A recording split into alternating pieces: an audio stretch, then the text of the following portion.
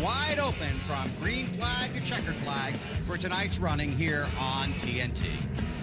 Hi, everybody. Bill Weber along with Wally Dellenbach and Kyle Petty, and thanks for joining us for our wide-open coverage of the Pepsi 400. A number of stories to go over before we go green, but first of all, let's start with qualifying. It was rained out. That puts the best guys in the business at the front of the field and some guys that have been struggling at the back. But some fast guys in the back.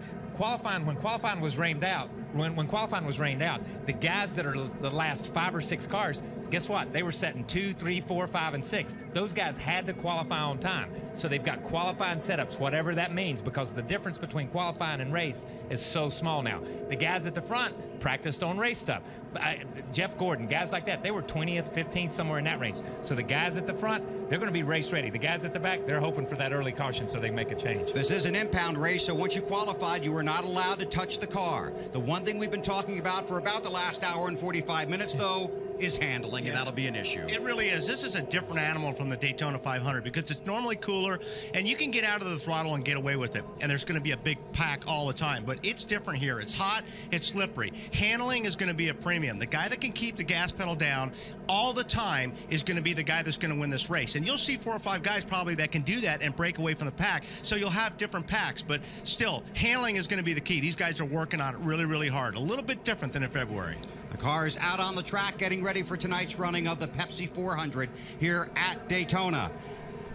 And as you can see tonight, this is the first race at Daytona since the passing of Bill France Jr. last month. As a tribute to Mr. France, a 44th race car on the track for the pace laps tonight, driven by 7-time series champion and 7-time Daytona 500 winner Richard Petty. Mr. France was the guiding hand on the wheel of the sport for decades, and nowhere is he more fondly remembered than he is here at the World Center of Racing, the Daytona International Speedway. A salute from the fans of NASCAR and from the NASCAR family. And on one of NASCAR's biggest nights, Mr. France gets a well-deserved tribute from a king. Let's take a look at the starting grid for tonight's Pepsi 400 here at Daytona. Again, qualifying was rained out, so the starting grid set by the NASCAR rulebook. Basically, that's owner's points and on deeper through the field. On the front row, it's 4-time series champion Jeff Gordon and last week's winner, Denny Hamlin. Take you back to row 2, there you will find Matt Kenseth and Jimmy Johnson out of the Hendrick Motorsports stable.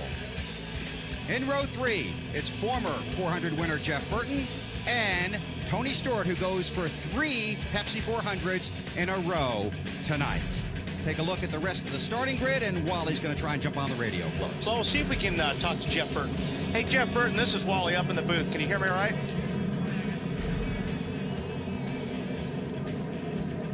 Well, I guess not.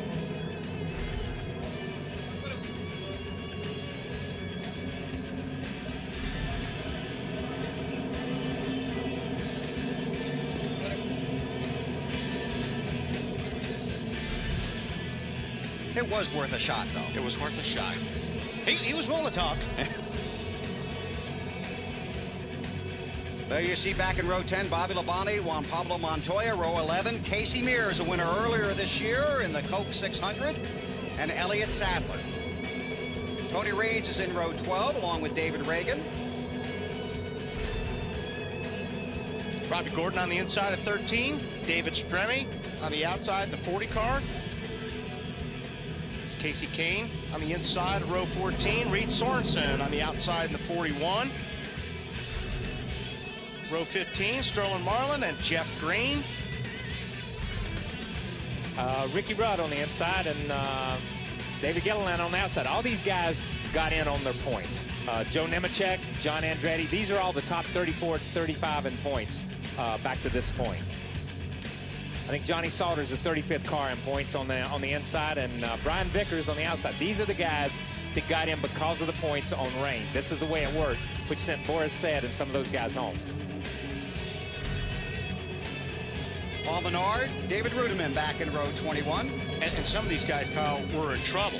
I mean, you know, if qualifying would have went through, lot of these guys would have went home. Yeah, some of these guys would have went home if qualifying had gone all the way through, because Boris said, and there were a couple of cars, even Kenny Wallace had a great qualifying Mayfield lap. was up there. Mayfield was up there. Those guys were in the top 4 or 5, and that's what, like we talked about at the beginning here, the guys that are starting first, second, third, fourth, and fifth, they did strictly race stuff. The guys at the back did strictly qualifying. And you saw that Ricky Rudd had to go to the rear of the field. That's for adjustments after qualifying at an impound race. Field will get 2 to go when they get to the start-finish line, this time on this 2.5-mile track.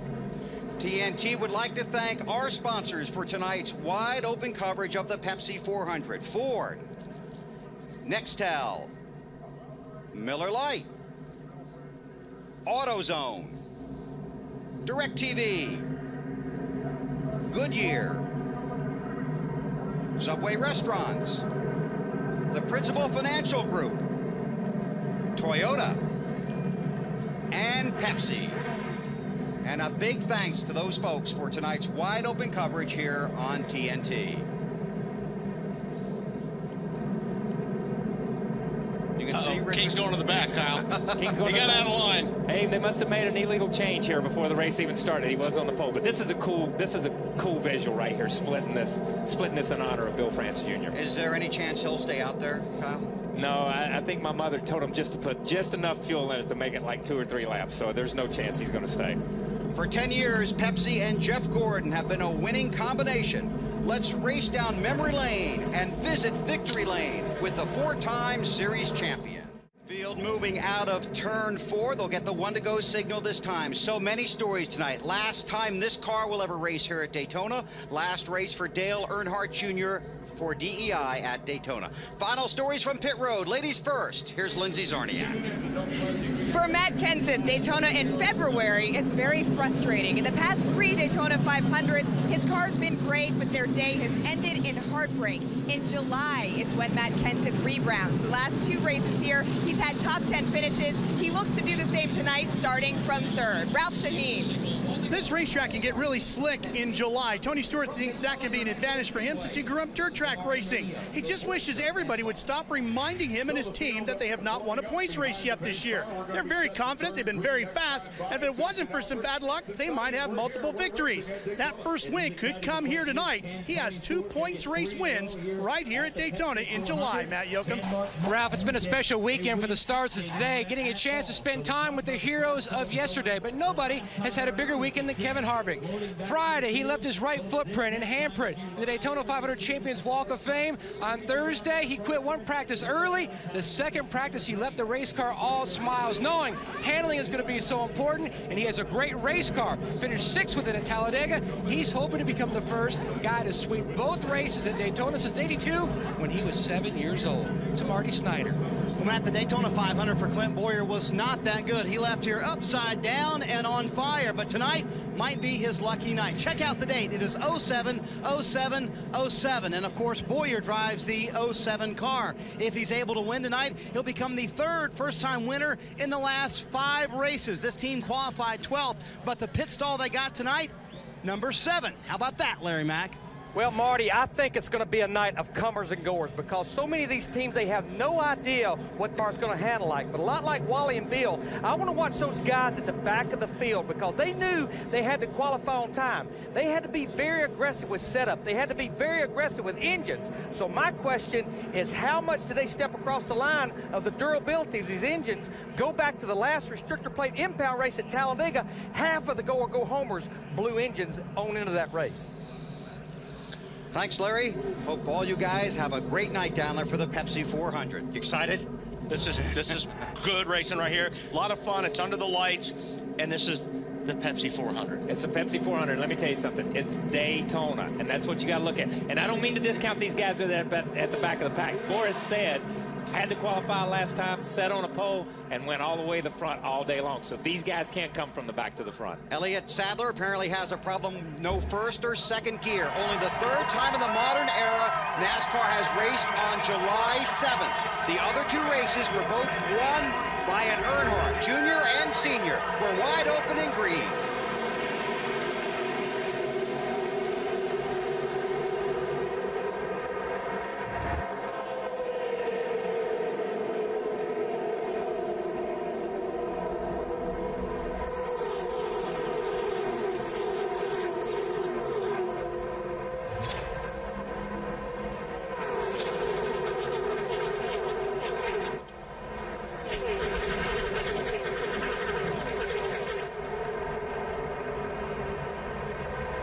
That's half a lap. About a lap from now, they'll be up to full speed. You saw Elliott Sadler dropping to the back, Jeff Gordon trying to pull away at the front. Now they're 2 by 2.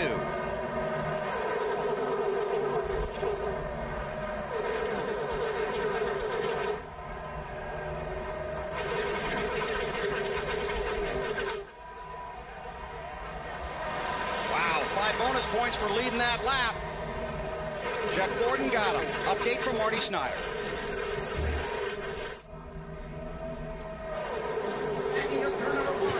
Bill, real quick, Elliott Sadler said before the start, as you mentioned, no first or second gear, said he just wanted to get out of the way. He didn't want to get run over. And I think the reason why he didn't drop to the back, Kyle, is because if he would have dropped to the back, the pack would have left him.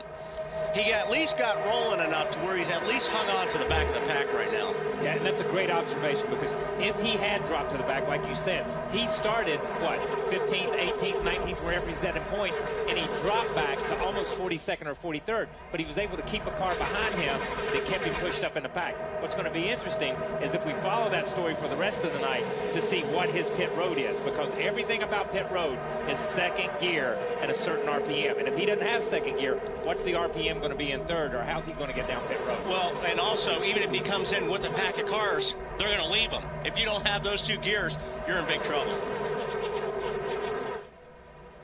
Sadler started 22nd.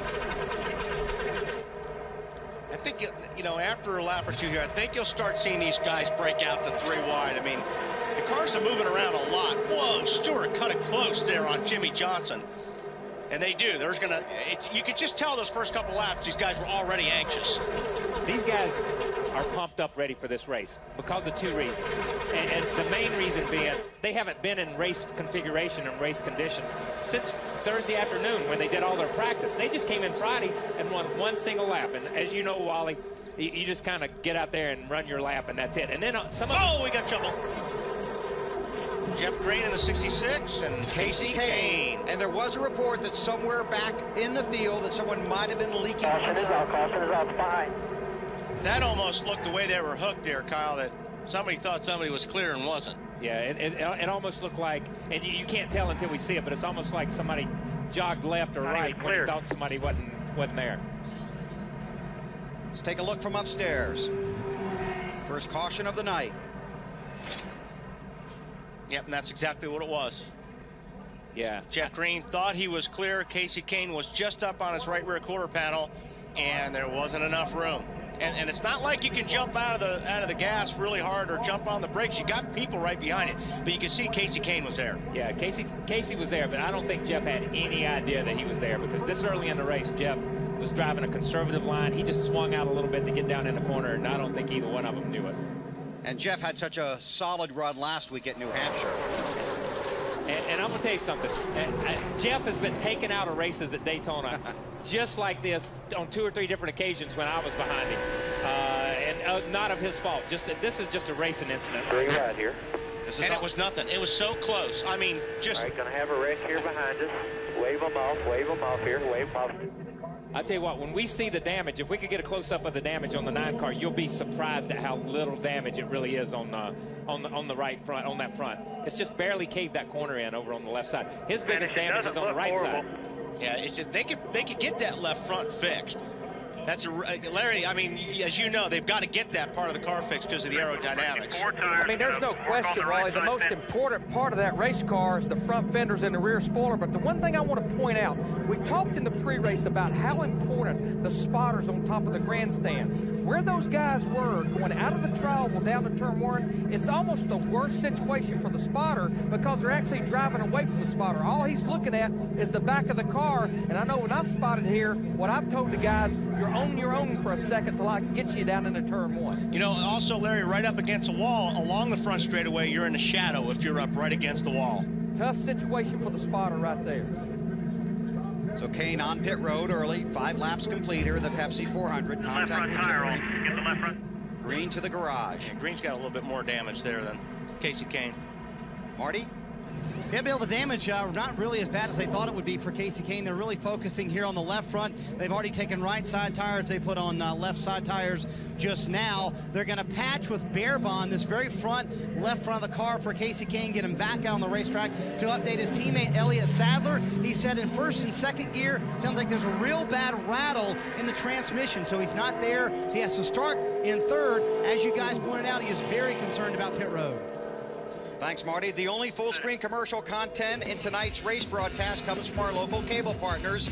We're required to give them 3 breaks an hour. Here comes the first one. It's under caution, and our wide-open coverage continues in 90 seconds.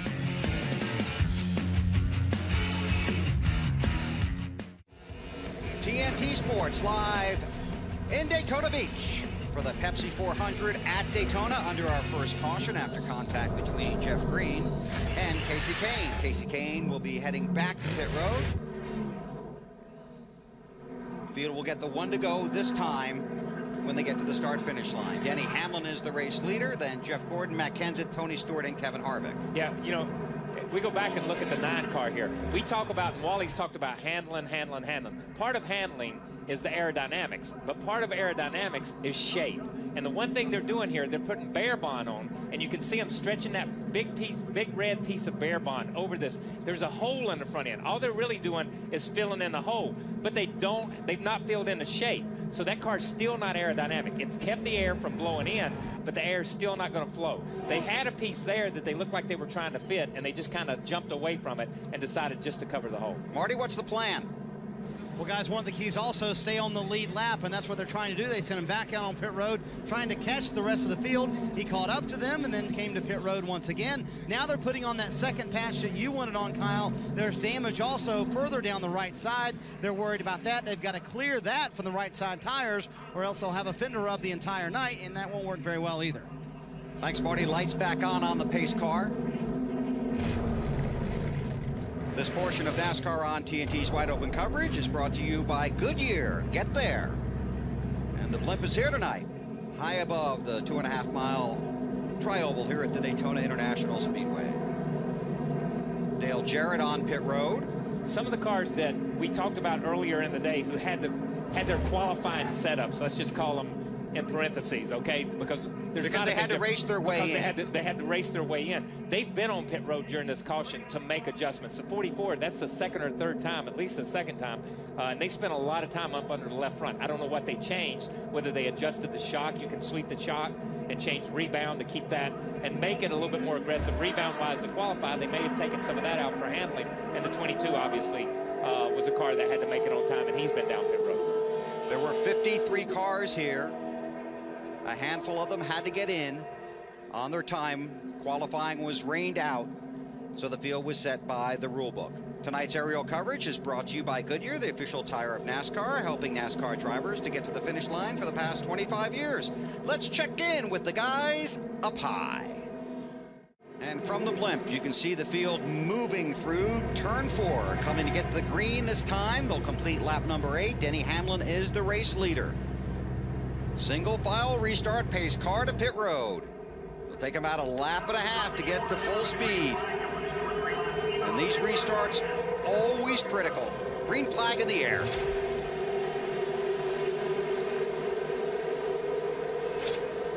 Yeah, normally you'll see somebody, if these guys get a run on the leader, like you see right here, they're going to make their move or they're going to look. Now, Hamlin's going to block a little bit.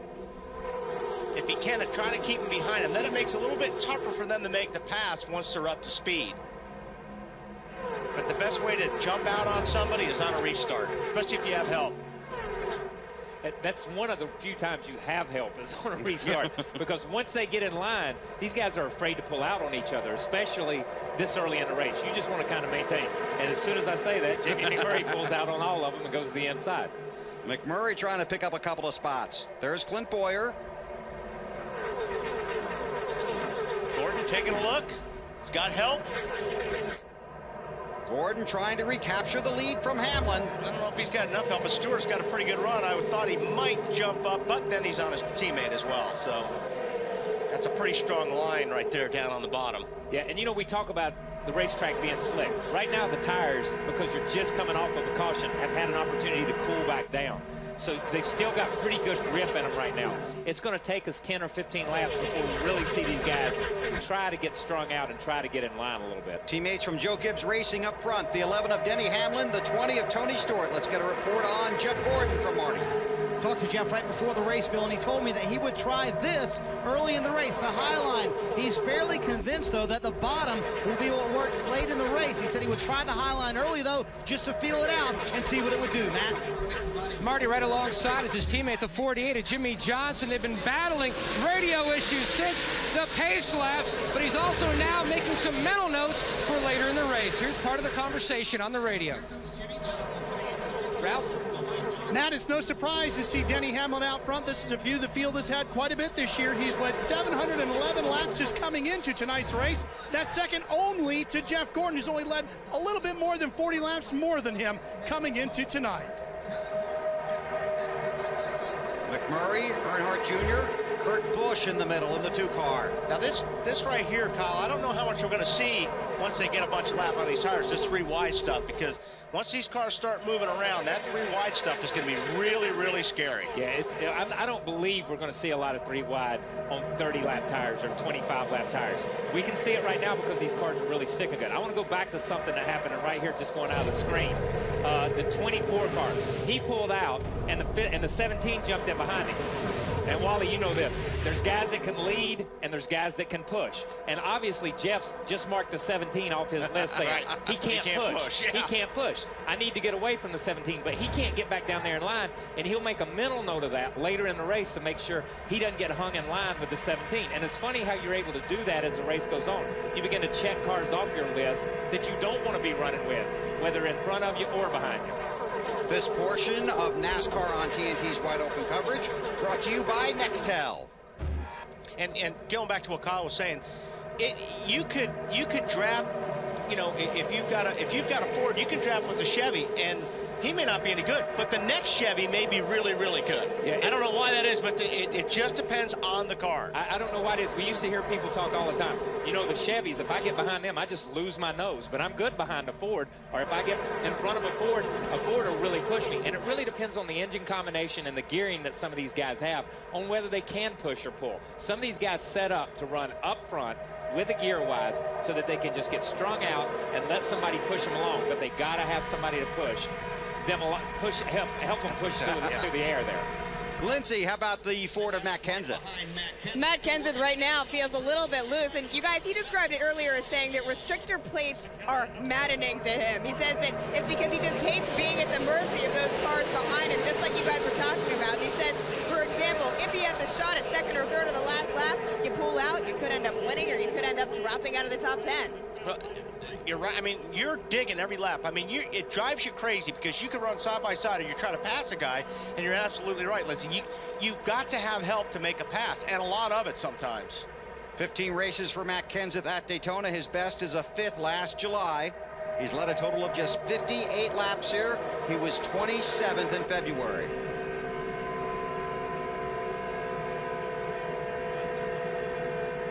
Three wide. Oh, Hamlin. Teammates, Denny Hamlin and Tony Stewart.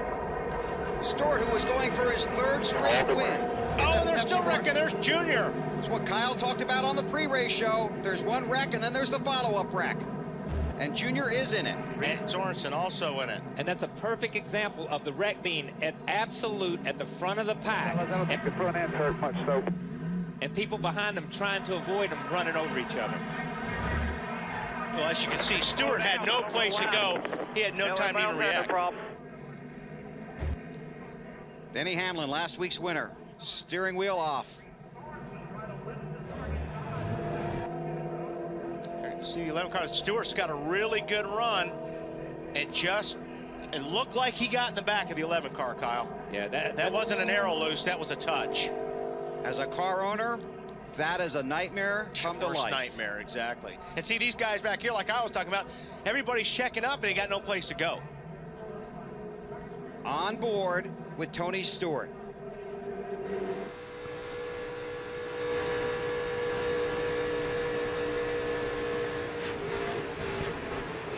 Yeah, there's definitely contact there. They just, you know, he had a good run. You know, that's when you're making time up on a guy like that. You know, sometimes when you're coming up on him, especially in the corner, you'll get that guy loose. And Hamlin may have had to lift just a little bit because Tony Stewart got him loose to begin with. But still, in the end result, he hit him.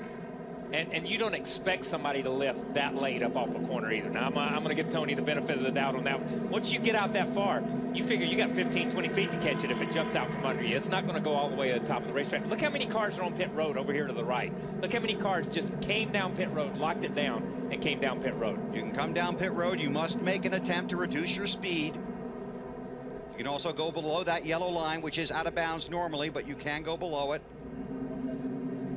to avoid the wreck. Matt Kenseth through the grass, Greg Biffle through the grass. Larry? Guys, let's go back to the Daytona 500 in February. Obviously much later in the race than this, but it was almost reversed. Tony Stewart was leading late in the race, right there in turn 3 and 4, got a little loose. Kurt Busch gets into him. Both of those guys get taken out, and they had the 2 best cars in the Daytona 500. Ralph Shaheen. Well, Larry, the 20 is into the pit road here, and they're thinking now they're going to probably have to go to the garage. They've got heavy damage to the left front of this car. They've got the right side of the car jacked up. There's heavy damage over there as well. This car is going to have a lot of work done to it, Marty. And further up pit road, Ralph Dale Earnhardt Jr. sits here trying to get his race cars fixed as well. Jr. actually said, let's take our car to the garage and maybe fix it there. Tony Eury Jr. overruled that a little bit, trying to keep him out on the racetrack as much as he could. You see them trying to bang out that damage on the right rear. There's also more significant damage on the left front of the race car, right behind that left front wheel. They're going to have to work on that as well. They're trying to get the right side fixed here first. You see them working on that damage. They'll put on right side tires, send him back out, and the next time they would like to come and work on the left side. But you can see that right rear significantly wrinkled up on the Budweiser Chevrolet. It's going to take a lot of work to get that car raceable once again. Thanks, Marty. Stay with him down there. This is at the back of Junior's car. You see, he Come in front of you, go low, go low, go low. Oh, and that's what happened. Somebody drilled the 43 car, Bobby Labonte, and ran into Junior. And you know, on one of the replays, I thought Bobby had done a great job staying out of it, but evidently Reed Sorensen got into the back of the 43, it looked like, drove the 43 back into Junior, and then the 41 of Reed Sorensen got into Junior. But that's what we talked about earlier. There were 2 distinct crashes there, 2 totally different wrecks, but all the cars ended up in one big pile right down here in the grass. The first one starts, and then the second one breaks out. I need a patch made for that fender right there. You know, and you heard him say something about Junior as they come to pit road about wanting to take it to the garage area. As a driver, you don't know how bad the damage is, but they preach to you in the driver's meeting, minimum speed. If you can't maintain it, they're going to park you. That's your big concern. Lindsay. I don't have Jeff Burton is in, and he was saying before they were just a little bit tight. There you see them working on the left side of his car, changing left side tires. Matt. Jimmie Johnson wants to try to stay ahead of the curve, making a track bar adjustment, knowing this racetrack will get tighter later on. The 29 of Harvick, no adjustments. He hit pit road in the lead. Jamie McMurray into the grass. Boy, a couple guys in the grass here. Jeff Burton also in the grass. We saw that earlier in the day during the Busch race, but the clarification that we got from David Hoots from NASCAR was you can't just come at somebody and pull out on them and pass them in the grass just because they're running slower than pit road speed. But if you're forced out into the grass because somebody pulling out, then it's okay to escape into the grass. And I think that's what we saw there, was people escaping into the grass. David Hoots, the series race director.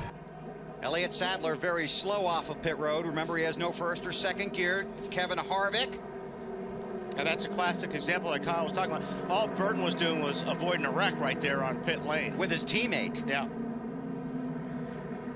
Nextel Cup fans, the Sprint Speed Million presented by Motorola Sweepstakes is coming your way on July 15th. Saw the green flag come back out. Kenny Wallace jumped onto pit road with the 1 to go. Clint Boyer in that 07 car with a 2-tire stop as the race leader. That's Martin Truex Jr. right behind him. And this is a perfect time to try 2 tires, if you're going to try 2 tires. And I think we'll see some in certain situations as the night goes on, and this was the perfect time to see what 2 does versus 4. You watched the action on the track. Let's check down in the garage. Well, we're with Tony Stewart. Tony just crawled out of the car. What happened out there? The 11 car decided to stop for some reason right in the middle of turn 4, so I'm sure he was getting tight because for 3 laps in a row, we were catching through the center and the exit of the corner, and all of a sudden he just stops on the exit of 4 in front of 42 cars, and I guess expects all of us to drive around him. So I don't know. Just tore up 2 really good race cars. He tried to crash us on Friday in practice and didn't get it done, so at least he finished it off today. Has there been some difficulty between the 2 of you? No, he's a young guy and he wants to be successful, but I don't know if he knows what the definition of team is right now. Lindsay? Well, Ralph, I'm standing beside Denny Hamlin. Denny, Tony was just voicing his frustration, saying that you slowed down there basically for no reason. What was your perspective of the incident? I don't know. I mean, I haven't seen the replay, but I know, I'm looking out the front windshield, and it's just the car was starting to lose its handle there, as was a lot of cars. But myself, I really didn't slow up, any more than I had, lap before. But I think he was just a little bit closer than what he had been in the previous laps, and we got into us. It's not too big of a deal, I don't reckon. Bill? Thanks, Lindsay. Caution on the track. Tony Raines. That was. Come on, let's go to the garage here. But that's just unusual. I mean, really, this is unusual. We don't normally see this. No, and this racetrack must just be incredibly slick, and these cars are either pushing real bad, and I think Denny said something really... I don't know who it was, got into the back of you off the 4. I think Denny said something really that's telltale sign of where the night's going. We'd only run 10 or 15 laps, and he said the car was already losing its handle. 10 or 15 laps into a race, when the car goes away, you're in trouble. Larry? Guys, we talked about this during the entire pre-race, and Kyle, you ran the Daytona 500, and even though we know the track has a lot less grip in July, this track did not have a lot of grip, and there were a lot of ill-handling cars in February, and I think you throw the impound race in on top of these guys with only 2 practices on Thursday, I think we're going to have a lot of ill-handling cars throughout this entire 400-mile race. I got to agree with that, and then throw the heat and the humidity on top of all that. I'm going to tell you, man, we got a lot going on out here right now. Okay. Keep coming. No, got to spin. He's up high here. Okay. All right, 44's with you. Slow down here. There you go. Brian nice Vickers job. on board. But that really didn't have anything to do with handling. No, that had something to do with somebody running into each other in a straight line. Right. I'm going to tell you that. That's exactly right. Somebody punted the 96 car. We don't have a good shot of it yet, and hopefully we will. But somebody absolutely punted the 96 car in the short chute, in a straightaway, where you've already made it past the point where Denny and Tony seem to have their problems. Dale Earnhardt Jr. in the 8 car will be the lucky dog. He was involved in an earlier caution here in the Pepsi 400. 22 laps are complete. 22 laps are complete. Take a local break, and our TNT wide open coverage will continue in 90 seconds. TNT Sports at the Daytona International Speedway, Daytona Beach, Florida, the Pepsi 400. The NASCAR Nextel Cup season hits the halfway mark when the checkered flag falls tonight. All right, now we were looking to find out who might have run into Tony Raines. RaceView can help us out with this. You can find this at NASCAR.com. There's Stremme in the 40. And from the race view, obviously we're not looking at real cars here. We're just going off the GPS and how race view works. It almost appears as the 96 came up and the 40 was there, just like we saw with the 9 and the 66 earlier. Until we saw, if we don't have real footage of it, that's as good as we're going to get. But that is great coverage right there to at least let you know where it happened in the middle of the straightaway, like we said, running in a straight line. That cartoon's just going to rat you out, isn't it? If we don't get it. It's going to rat you out. It just ratted out the 40 car big time on that deal. And there's one other guy that knows what happened. Yeah, well, I'm sure we'll talk to him. Oh, yeah. He'd be driving the 96 car, and he's probably not very happy right now. How about it, Ralph? Well, we're going to walk over here to Tony Raines, who's sitting frustrated inside his car. Tony, what happened? Well, I don't know. I haven't seen a replay, but they're just telling me on the radio the 40 car hit us. And I don't know if... I don't know how he hit us. You know, if he hit us in the right rear, just trying to help us off the turn. But, you know, it's just a tough break for DLB Chevrolet. We had a decent car handling-wise, but this isn't the type of night we're looking for. And, you know, David and I come from the same area, but, you know, I'm sure he didn't do it on purpose, but I don't know what happened. Until I see the replay, I guess I'll just reserve judgment. Tony, there's a lot of torn-up race cars early in this race tonight. How come? What's crazy out there? Well, it's just slick. You know, it's typical July race. You can't can't get your car to handle real well, and you're running inches from each other, and one little slip, you know, you let off, and somebody can't get woed up, and they bump and bang, and I don't know. Everybody's just trying to get to the front. And there's only one spot to run in the front, and there's 43 of us. Yeah, that, you know, and that was a good point. That's what I was just going to bring up. You see these guys bump draft, you're not going to get away with it tonight. As bad as these cars are handling, and as slick as it is, you're not going to be able to bump draft a guy, and it's going to be a lot tougher for him to recover.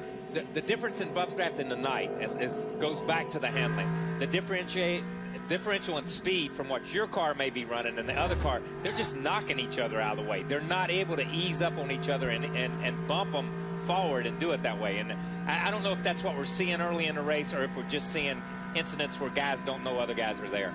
Field has gotten the one to go. This portion of NASCAR on TNT's Wide Open coverage is brought to you by the all-new full-size Toyota Tundra. Go green when we get back to the line. Let's check with Larry.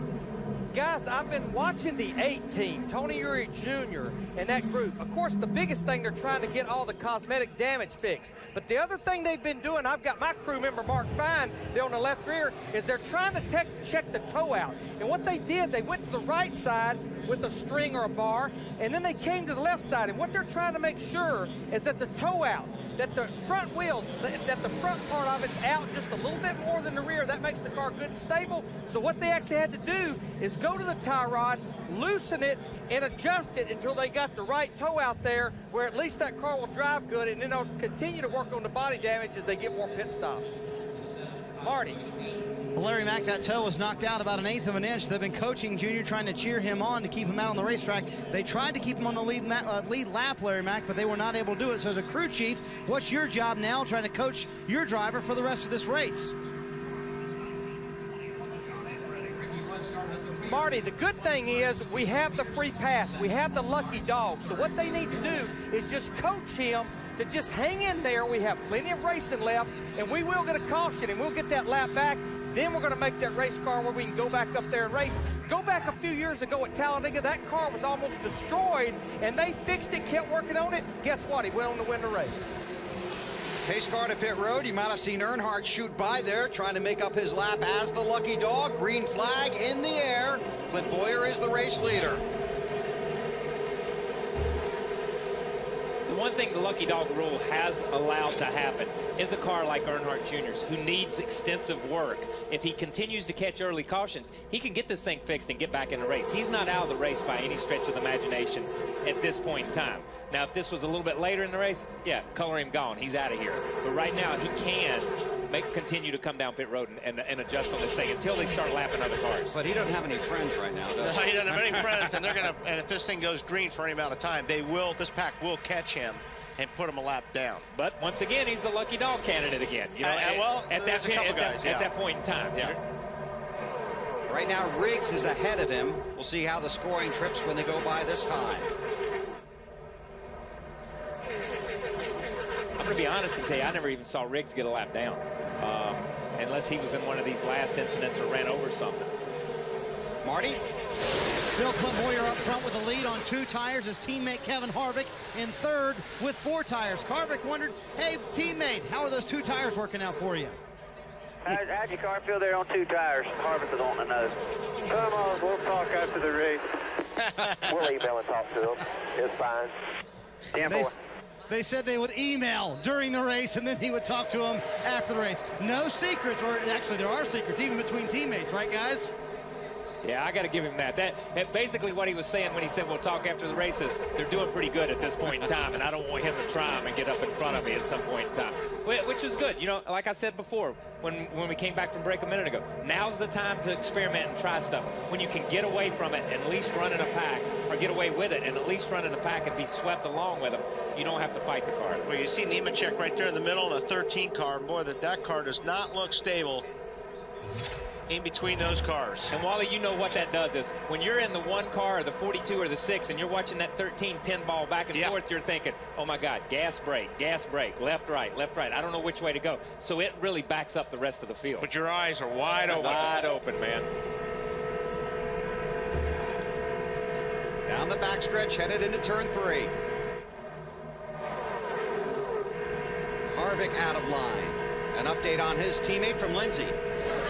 Jeff Burton came on the radio and said that he was feeling a little bit tight, but the track is much, much quicker than he expected it to be early on. So I know a lot of the drivers down here are saying that. And guys, something else that these teammates are looking to communicate about is just how those new engines are doing, the RCR DEI combination. I talked to Richard Childress earlier, and he said that's a big test, and they want to gain all the info they can from this race. And a number of cars running that power plant here this weekend. Well, you saw Harvick just go straight to the back there when he got out of line. Right now, it looks like these guys that are running the bottom right now are able to keep that gas pedal down. They're handling good, and that's why they're being able to stay on the bottom. I think the guys that are handling not as good are up on top because they're having to crack that throttle, get the car to turn, then get back in the gas. And you know, the funny thing that you hear, if you listen to what everybody down pit road has said, what Lindsay said and what Matt said and Marty and Ralph, what everybody have said, they're talking tight. Nobody's saying my car's loose. Exactly. Nobody's saying I'm loose, I'm free. We heard Tony say, well, maybe Denny got a little tight coming up out of the corner. So the racetrack must have a tendency tonight to be a lot tighter than what it has been in the past, because these guys are running, oh my God. That took my breath. These guys are running all over the racetrack looking for new asphalt to get some grip. Boy, and all over the racetrack, it's the right turn. That was a right-hand turn in the middle of the corner. This portion of NASCAR on TNT's Wide Open Coverage brought to you by Miller Lite. Jamie McMurray in that 26 car hunting the lead. And oh, look at Burton up the track. Well, the 12 of Newman got right. Oh, I'm telling you what. These guys are flirting with disaster right there. And what you know, Burton's trying to say, is that hole still there? Is that still down there? And Newman's like, no, it's not here anymore, man. I closed that. But Newman did the right thing. He eased up a little bit and let Jeff back. But then you see the outside lane, how they freight train just from those guys checking up just a little bit. This is a give and take race. The first 120 laps is all give. The last 40 laps, all take.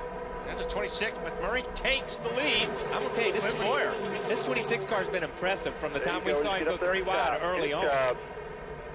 And we've not seen the Fords be that strong at a place like this, at the restrictor plates in some of these places. It's been Chevy, Chevy, Chevy all year long, but this Ford has come up through there. 166 races since Jamie McMurray went to victory lane, Ralph. Well, the key to that move, too, Bill, is the fact that he got some help getting out front. Now he's got everybody tucked up behind him, and he's going to try to stay there for a while. He says the car's a little bit tight. On the last pit stop, they took a half round out of the track bar, put 4 tires of fuel on it. He just said, just a moment ago, even with those changes, Scar is still a little too tight. Boy, is it fast. Key word tonight would be tight. McMurray up front. You watch the action for your next tailgate party, summer cookout, or night out with friends. Miller Lite is always a good call. Miller Lite is the original light beer. You saw we remained under green here at Daytona, but we also showed you Jamie McMurray going down pit road. He was black flagged for going below the yellow line and improving his position. Watch McMurray, 3rd car in line there. That's Jeff Gordon in front of him. He went to the right, and he had a good run on. He's below it, man. If you get the left sides below that yellow line. Even though Jeff gave him room, when he faked right and moved left, you see Jeff move to the right a little bit and give him room. But he went so far left that he went over that line, maybe a foot, maybe a foot and a half, 12 to 18 inches. But it doesn't make any difference. The yellow line is the yellow line. But he didn't think he did. Or he would have given that spot back. He would have given that spot back, because NASCAR tells you if you improve your position by going over that line, if you'll give it back as quick as you can within the next half lap to a lap, then they won't penalize you. Obviously, he did not realize he had gone that far over the yellow line. See the 24 down on the bottom there, giving the 12 of Brian Newman a bump draft. McMurray has now scored 35th. An update on Newman from Matt.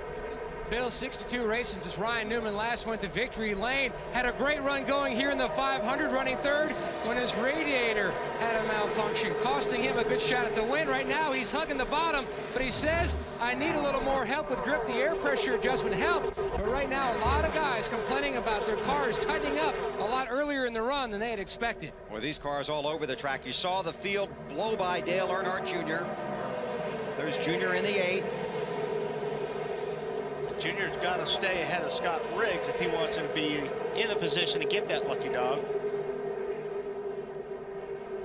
But Junior's not going to get any help from anyone, not when they're putting him a lap down.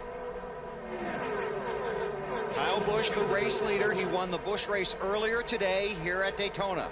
Busch race last night was rained out. They ran it this morning here at Daytona. Kyle Busch, the race winner. Now the leader here. That's the onboard with Junior. Involved in an earlier wreck here tonight. And you would think, as big as this racetrack is, that you could get out of the way. But there is no place to get out of the way. And we see Scott Riggs coming up to pass the 8 car, which would put Scott Riggs in the position for the lucky dog. I'm not sure Junior is going to be able to even hang with the draft. We'll be interested to see if he can. But a lot of damage was on that right rear quarter panel, and you sure need that here at Daytona. 37 laps complete. This portion of NASCAR on TNT's Wide Open coverage brought to you by AutoZone.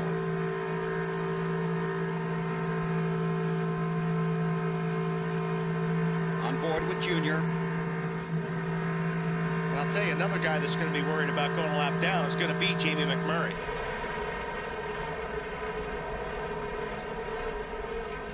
Well, Larry, how would you like to be crew chief on car 26 right now?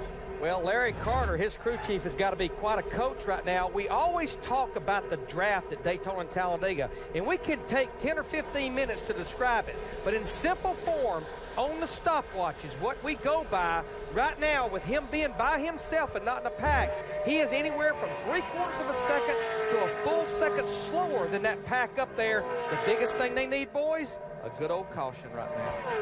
McMurray is in turn 4, and the field is just about halfway down the backstretch right now. And they are coming. When you're coming, maybe if we get a caution here, probably what we'll do, since we'll be the lucky dog, we'll come in and pull that soft rubber out of them. He actually only be the lucky dog if he loses a lap. Marty? Well, guys, pacing the field right now is Kyle Busch up front, Bill, and you mentioned he won the NASCAR Busch Series race this morning. After that race, NASCAR confiscated the front springs from the 5 Busch Series car. Now, they did not take away the win from Kyle Busch, but they are taking them to the NASCAR Research and Development Center in Concord, North Carolina. They are going to study those front springs to the 5 team on the Nextel Cup Series side with a little bit to prove tonight as well. And Marty, they're taking them because they were very close to the tolerance. Exactly. They were very close to the tolerance, and NASCAR just wants to look at them. Unlikely, though, that they will take away the win from earlier today. Yeah, they were very close on their field test machine, and they want to take it to their R&D, and I mean very close. So they're just double-checking it once they get them back to Charlotte. But I'm going to tell you something. There is so much technology in springs now that these Cup guys are using. You know, used to, you'd take a spring that was 13, 14 inches tall, you cut it off to 8.5 inches, whatever, grade it and see what it was. And it was a progressive spring. It would start at 800 and go to 1,500 or 2,000 pounds. These guys have 8.5, 8.75 inch spring or inch springs that are flat linear springs. They'll be 800 pounds all the way out. So it's pretty spectacular to see how the technology has changed in that area. Clint Boyer pushed to the lead there. Yeah, no kidding. Carl Edwards helping out. Larry? Yeah, I think we need to expand on this front spring situation. When you look at the Nextel Cup cars, there's really no rule on the rate of the front springs. You can do whatever you want. Now, they mandate the rate of the rear springs at 375 pounds. That keeps that rear spoiler up in the air. But the difference in the Busch Series, they mandate the rear springs, but they also mandate the rate of the front springs. The full total rate of both front springs cannot be softer than 3,000 pounds. And what I'm hearing is those rates on those front springs in Kyle Busch's Busch car, they were a little marginal. Always good to have the crew chief on your pit box. You can see how close they're racing here at Daytona in the Pepsi 400. Fans, for your next automotive pit stop, get into AutoZone. AutoZone helps you get the job done right the first time, every time. Under green here at Daytona, 2-time Daytona winner Dale Earnhardt Jr. to the garage. Involved in an earlier wreck. There you see him make the turn. Marty?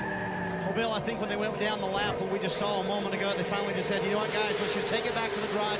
It was Junior's suggestion, actually. Let's go back there, let's fix it, make it right, then get back out on the track and be competitive. You guys know, Kyle and Wally, no fun running out there when you're absolutely not competitive at all. Well, I thought he was going to have a problem. When I saw all that damage on the right rear quarter panel, I didn't think he was going to be able to hang with the draft. And I think they've got that body so out of whack, they can't stay with the pack, so they may as well you know, get it worked on. And I'm going to tell you, as much aero damage as he has, and you know how it is, when a pack comes up on you and the air begins to juke your car around, it can turn it left, it can turn it right, and if the toe end's already out, so you've got a handling problem and an aero problem, man, it takes your breath when the pack passes you. And you just want to be safe. You just want to be safe. And I think that's what Junior's doing, is say, let's make this thing safe for everybody, not only for myself, but for everybody. Sorry about that, Kyle. Also 12th in the championship standings. Matt? Phil, Jimmie Johnson was complaining earlier his car was a little too tight in traffic.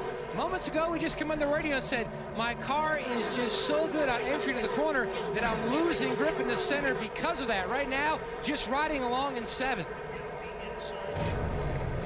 Thanks, Matt.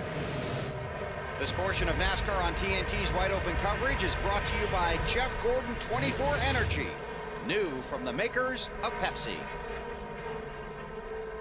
And Kyle, as you predicted, they are starting to get strung out a little bit. They're strung out, and as you watch some of this pack run, especially Kenseth at the back of this pack, when they get to the corner, they go low, he goes high. As we look through the corner, these guys are using up the whole racetrack. Some of them are still on the bottom, but some of them are running mid-pack or middle of the racetrack, and some of them are running up the racetrack. You see the 48 right in the middle, right along in there. You see the 17 all the way, and when they come around, you see the guys behind them.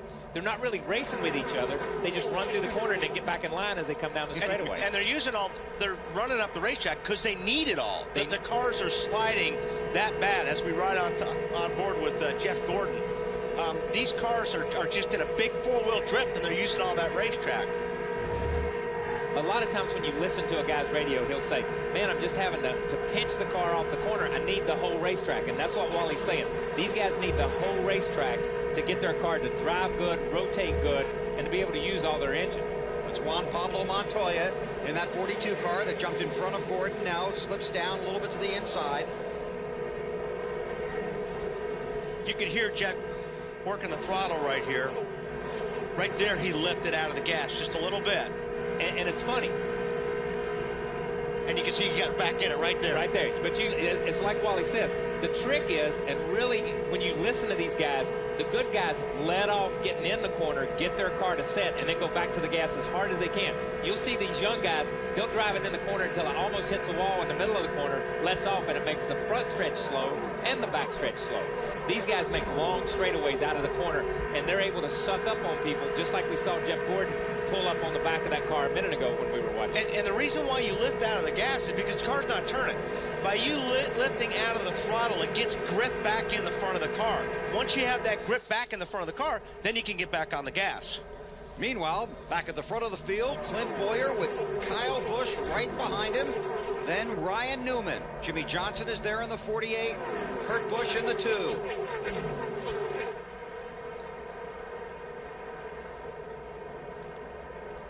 Fans, stay tuned for 24 by 24 Wide Open with Jeff Gordon immediately following the race on TNT. Here's a special preview courtesy of Pepsi. Bowyer continues to lead. They are racing all over the track and using all of the track. Yeah, they're saving their life all over the track by the looks of it. NASCAR is also keeping an eye on the bumper cover of the 43 car Bobby Labonte. And we saw Bobby get in the accident with those guys earlier, with Junior and a couple of those guys. Was turned into the outside wall, and we never really followed up on it. But obviously, he's got some damage that they didn't get fixed, and now they're NASCAR's taking a good look at it. So you see our race summary. 7 different leaders. 12 caution laps. There's Tony Stewart. 34 laps down. But at the same time, and you say, why does somebody go back out when they're 34 laps down? Right. It's a 160-lap race. You know, if something happens here and takes out a bunch of cars, he moves up in position. And even though it's 3-point increments, when you're trying to stay in that top 12, and you know, we saw a good example of it earlier. The 78 cars stayed out and led a lap. You say, well, what difference does it make if Kenny Wallace leads a lap? Let me tell you, he got in this race after the rain because of the points, and those 5 points were important. So every point in this chase is always important. Carl Edwards working hard. Yeah, I mean, this is a great shot. With that dude, Carl, he almost crashed 5 times in the Busch race. This is going to show you, you know, I mean, it looks fairly easy when you're sitting in the grandstands or at home watching these cars go around. They look like they're driving smooth, but they're not. You're wrestling these cars, especially on a night like tonight when the racetrack is hot and slick. you turn down in the corner, and you're sawing on that wheel. Look at his eyes. Oh, I'll tell you what, that 42 car looks like he's got his hands full right there, and that's exactly what the crew chief was talking about, was watch out for that 42 car, because he actually looks like he's loose. It's Juan Pablo Montoya in the 42. That was Carl's spotter, and Carl just went ahead and let Jeff Burton jump up in there to take the blow if there's going to be a blow delivered here. But you hear the 99 just lifted out of the gas, so 99's got a little bit of handling issues right now. This portion of NASCAR on TNT's Wide Open coverage brought to you by Subway Restaurants. You see him looking up in the mirror. 18 cars getting a good run, so he's watching in his mirror to see, okay, where's he going to go? He's going to pass me low or high? Is he going to hit me in the bumper? And he figures he needs to run the high ground. The 99 needs the top of the racetrack, so he's going to say, hey, if you're going to pass me, you better take me down the bottom or I'll wreck you. And you could see Carl. Carl went in under that white line. But the very top takes off, sliding the nose big. Under that white line. We're going to do a round of bite out. Half pound out left side tires. Inside. Talking about the changes they're going to make. Yeah, they're talking about the changes they're going to make, but you saw him go below the white line and slide all the way up next to the wall. Just like they said, they're going to take a round out and let some air out of the left side tires. Taking a round out will free the car up chassis-wise. The left side tires will also free the car up, but at the same time, a lot of times dropping some air out of the left side tires will give the left sides a little bit more grip to help the car rotate. And what I meant by, you better take me on the low, I'm going to wreck you, is just what he said. If you get up on the high side of me, my car's going to push up the racetrack, and I may run into you. It may not be on purpose, but that's where my car's sliding to. Bowyer continues to lead. Let's go back and take a look a moment ago at the 5-car of Kyle Busch. Similar to what you guys were talking about. Oh, man, he's loose way in that corner. And I'll tell you what, that's a great, it doesn't look like much, but I'll tell you what, when you're, and he did it twice and saved it. Which he does that a lot. He saves the race car being loose a lot, Marty. How would you race car drivers describe that one to your race team? I wouldn't be able to talk for about 4 laps. I'm just going to be honest with you on that one. He said that was stupid sideways, as he called it. And then he came back on the radio and said, oh, yeah, and it was twice, too. He said he's loose on the bottom, but he's too tight up top. So you got to decide which line you want to run. If you want to be fast, you want to be on the bottom, he's got to deal with that loose condition. Now, the problem is, too, when you're that loose and you've got somebody like Newman on your rear bumper, that's even going to make it twice as bad. So he's going to have to be real careful.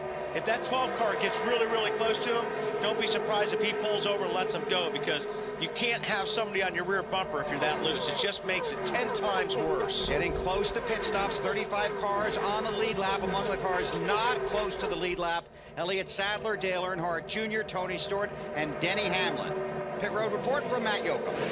Bills are closing in on the next round of pit stops. Now the spotters, especially in the 48 pit of Johnson and the 01 of Mark Martin, they will remind their drivers about their pit board signs. Now Mark Martin said in the pace laps, the signs all look illuminated except for the 01, the 45, and the 48 due to the shadows. Johnson, he had to slow down. And that was, see that coming. As loose as Montoya was, and the 29 was right up next to him, and I think Montoya got loose and got right up into Kevin Harvick, and Harvick slams the wall hard. Harvick won the Daytona 500 here in February. Clearly slowing on the track. Another look. Hit the wall a ton. And watch the 42 car comes up, and he just slides into Harvick and puts Harvick in the wall. And you heard Kevin right there before we went to replay. I hit the wall a ton, and I'm going to tell you, that is a ton. You don't realize how hard you hit the wall. You see it correct, and bang, right there. It moves the rear end to the left. It moves, it takes all the camber out of the right front, just stands the right front tire up. There's a lot of damage to that car. He's going to have to come in, or this thing's going to, you've got massive tire rub here besides his other problems. This is on board with Carl Edwards. See Harvick's car in front of him. He did a nice job hanging on to that, but you can see the subsequent damage. Harvick trying to slow, get below the rest of the traffic and get back to pit road. I was just going to say, that tire's coming apart right now, and that's not going to be good for anybody. But the caution comes out. Caution's out, Caution's out. Now, if he can get in and get this thing changed to get back out, then it's good for Kevin Harvick, but it's not good for long term, it's not, because it's going to tear this thing all to pieces. Yeah, you I was see going the to say, tire if you can coming do it apart right there. before it takes the right front fender off. That's a lot of damage. A lot of damage. So the caution is out. Right side tires, guys. Just put right side tires on it for now. And this is Harvick after he's hit the wall once. Yeah, it just won't turn.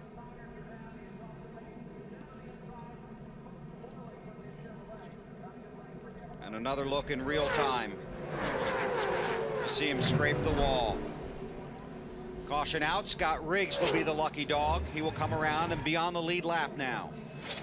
And, you know, we talk about look at that thing blow out right when he jumps on the gas or on the brakes right there. But you talk about drivers and giving them pep talks.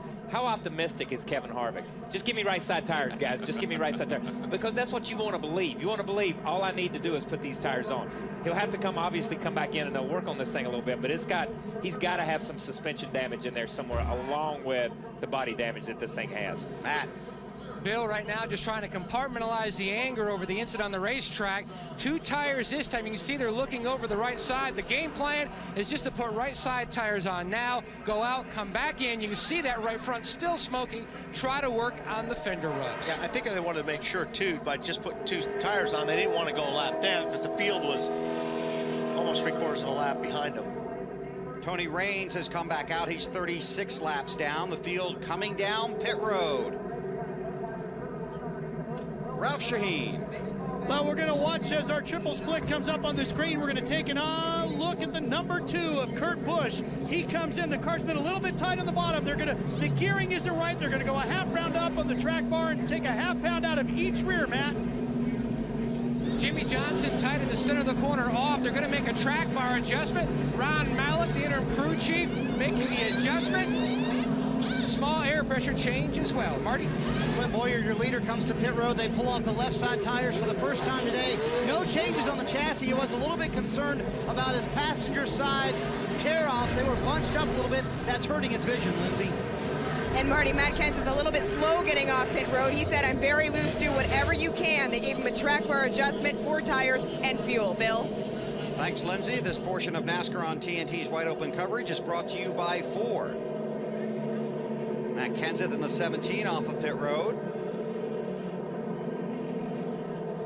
58 laps are complete here in the Pepsi 400. Take a local cable operator break, then we'll come back. You're watching NASCAR on TNT. Back to Daytona in 90 seconds. Carl Edwards, the highest running Ford at this point. He's in the 6th position behind Clint Boyer, Kurt Busch, Kyle Busch, Ryan Newman, Casey Mears, the top 5. An update on Kevin Harvick's issues from Mr. Yoakum. Bill, the day has taken another turn for the worse for Kevin Harvick. His spotter, Billy O'Day, said they still had a tire rub. They brought him back down pit road. They were working on it. Todd Berrier said, look, let's fix it and fix it right. If we go down a lap, which they have, we will. Right now, they're still trying to work on the cosmetic damage to that right front corner of the guy who won the Daytona 500 back in February. That's right. Matt was going for the Daytona sweep here in 2007. Will not happen this year. Field less than half a lap from going back to green. There are 36 cars scored on the lead lap, but Harvick is about to get bumped off of the lead lap. Bobby Labonte scored in the 35th position. Again, among the cars, several laps down. Elliott Sadler, 8 laps down. Dale Earnhardt Jr. off the track, 23 laps down.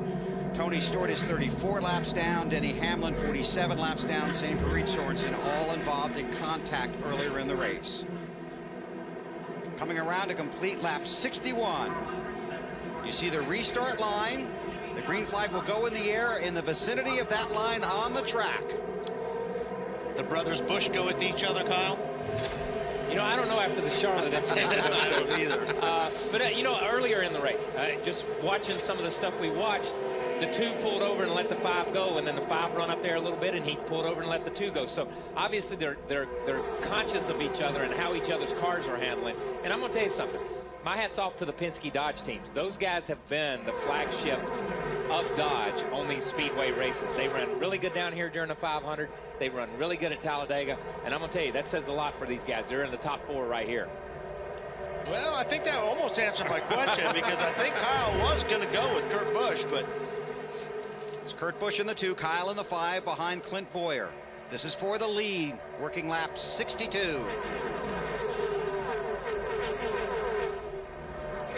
While they get up to full speed here, just want to update that Scott Riggs was one of the cars that started the race on a qualifying setup, could not hang with the lead pack. That's how he lost his lap, but he just got back on the lead lap as the lucky dog.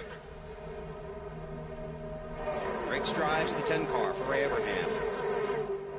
See the sparks.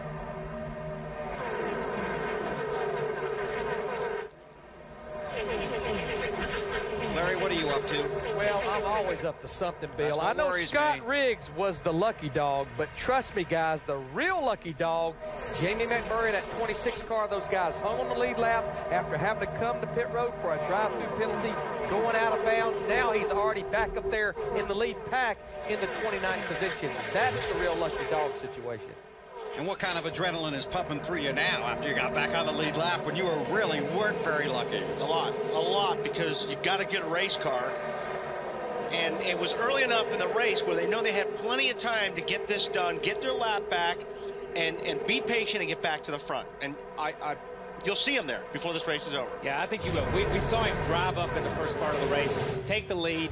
Yeah, he went below the line. He got penalized. He goes to the back, but he's got plenty of time to come back to the front. You make it sound like it's such a simple thing. When you have a good race car, it is. When you have a car like his car was driving the first part of this race, if it stays that way, it will be incredibly simple because we've seen these cars separate after 20, 25 laps. This portion of NASCAR on TNT's Wide Open coverage brought to you by Goodyear, the official tire of NASCAR.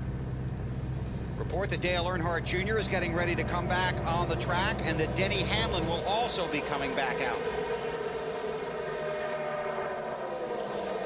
And remember, when these guys come back out, Good right now. Radar looks good right now. these guys are still asking about weather. Somebody is. When they say radar looks good, yeah, somebody's asking about weather to see if any rain's coming. How hard do I need to go? That was McMurray's team. So, I mean, you see these cars are going in and coming back out. There's a minimum speed. That's why they have to go to the garage area. Used to, you know, and Wally, you know it, if you go back 10, 12 years ago, man, we were out here dodging people. Yeah. And they were running 170 when you were running 200 miles an hour. Now they want to keep everybody running in the same group, or at least running in the same speed. And it makes it a lot safer and a lot easier for the drivers that are running fast and a lot easier for the guys that are getting lapped. Wow, Casey Mears right in front of Stremme. Here comes Montoya. This is behind a pack of cars trying to break away in single file fashion. Keep on digging right there. You got a momentum still. Lindsay, you watching all this? I am watching. You guys are talking about the 17. Down here, I'm in the 17 pit right now, and they've had a concern all night because their pit is right next to Sterling Marlin's. The colors that these guys are wearing are identical. Well, that's why Matt Kenseth, when he pulled into his pit stop, came a little bit close to the wall. I'm not speculating, but I'm just saying it could be possible that he did pull in too early because he thought that the pit was his before, but he actually got on the radio and apologized to his crew. Tell you, usually they say, okay, dive it in here, and I was 4 stalls away, and I thought I was aimed at the right green uniforms, and then he said, keep coming. I don't know. I already had the brakes locked up. I guess it didn't really matter, but you just got to come in so slow with these cement pit boxes. You turned off faster than you're normally doing. I thought you were turning in the wrong stall. Sorry about that. Good news for Matt Kenseth, though. They were able to put those 4 tires on like they wanted, but that is a concern these guys have had all night long, guys. Thanks, Lindsay. That was Robbie Reiser, his crew chief, the other voice you heard on there. And that is one of the best driver-crew chief marriages in NASCAR Next Hookup Racing. You know, how many times have we heard conversations between Robbie Reiser and Matt Kenseth, and it sounds like they're sitting at their kitchen table talking. They never raise their voice with each other. I don't think I've ever heard them raise their voice with each other. And they were bitter rivals growing up as drivers. And I can tell you, when I was on pit road, I'd have Matt stall, and he and Robbie would be talking about, you know, what's he doing in our stall? Get him out of our stall. Matt just sees everything. They have a lot of fun. Larry. Hey, guys, we talked at the top of the show and in the pre-race about those 7 cars that had to qualify on time, even though qualifying was scratched. And one of them I've been watching, and he was awfully quick in practice on Thursday, Dave Blaney in that 22 car. I think those guys had those 3 pit stops, Tommy Baldwin in that group, to work on that race car. He has raced his way up in the top 15, so don't count this cat out. No pun intended. as far as being a contender tonight. Hey, no doubt about it. Blaney finished, what, second or third in the Busch race this morning, drove that Toyota up to the front, and he's done the same thing with this Cat Toyota. He started at the back, and he's one of the few cars that were in qualifying trim that came in and made some adjustments and has continued to make some progress. Blaney third in the Busch race here earlier today. Snyder? They finished second and third in the 2 Busch Series races here at Daytona this year, guys. And Kyle, you know the work that goes into changing over from a qualifying setup to a race setup. They actually changed on the first stop today the right front spring on this race car. They've also changed spring rubbers. They've done about everything you can to that 22 car. Good call by Larry Mack. They're running well now. Larry Mack's all over that crew chief stuff, isn't he? Hey, when they start changing springs and shocks like that, Larry's right there in the middle of it, man. He's down there trying to help. He's the 8th man over the wall. Hey, guys, let's talk about another car. Actually, that was bumped out of the show of the 39 cars. I knew you were going to get to this. Right behind them, Ryan Vickers in that 83 car. The tale of 2 tapes, qualified good last week at Loudon, kicked out in post-qualifying inspection, and this has been the nature of this team all year long. When they get in the race, they race great. It's just getting in there that's been the challenge for this group. And Vickers is a good plate racer. Well, he won at Talladega in the fall, so yeah, he knows what's happening. Here's see Brian in the 83. On board his car. J.J. Yaley in the 18.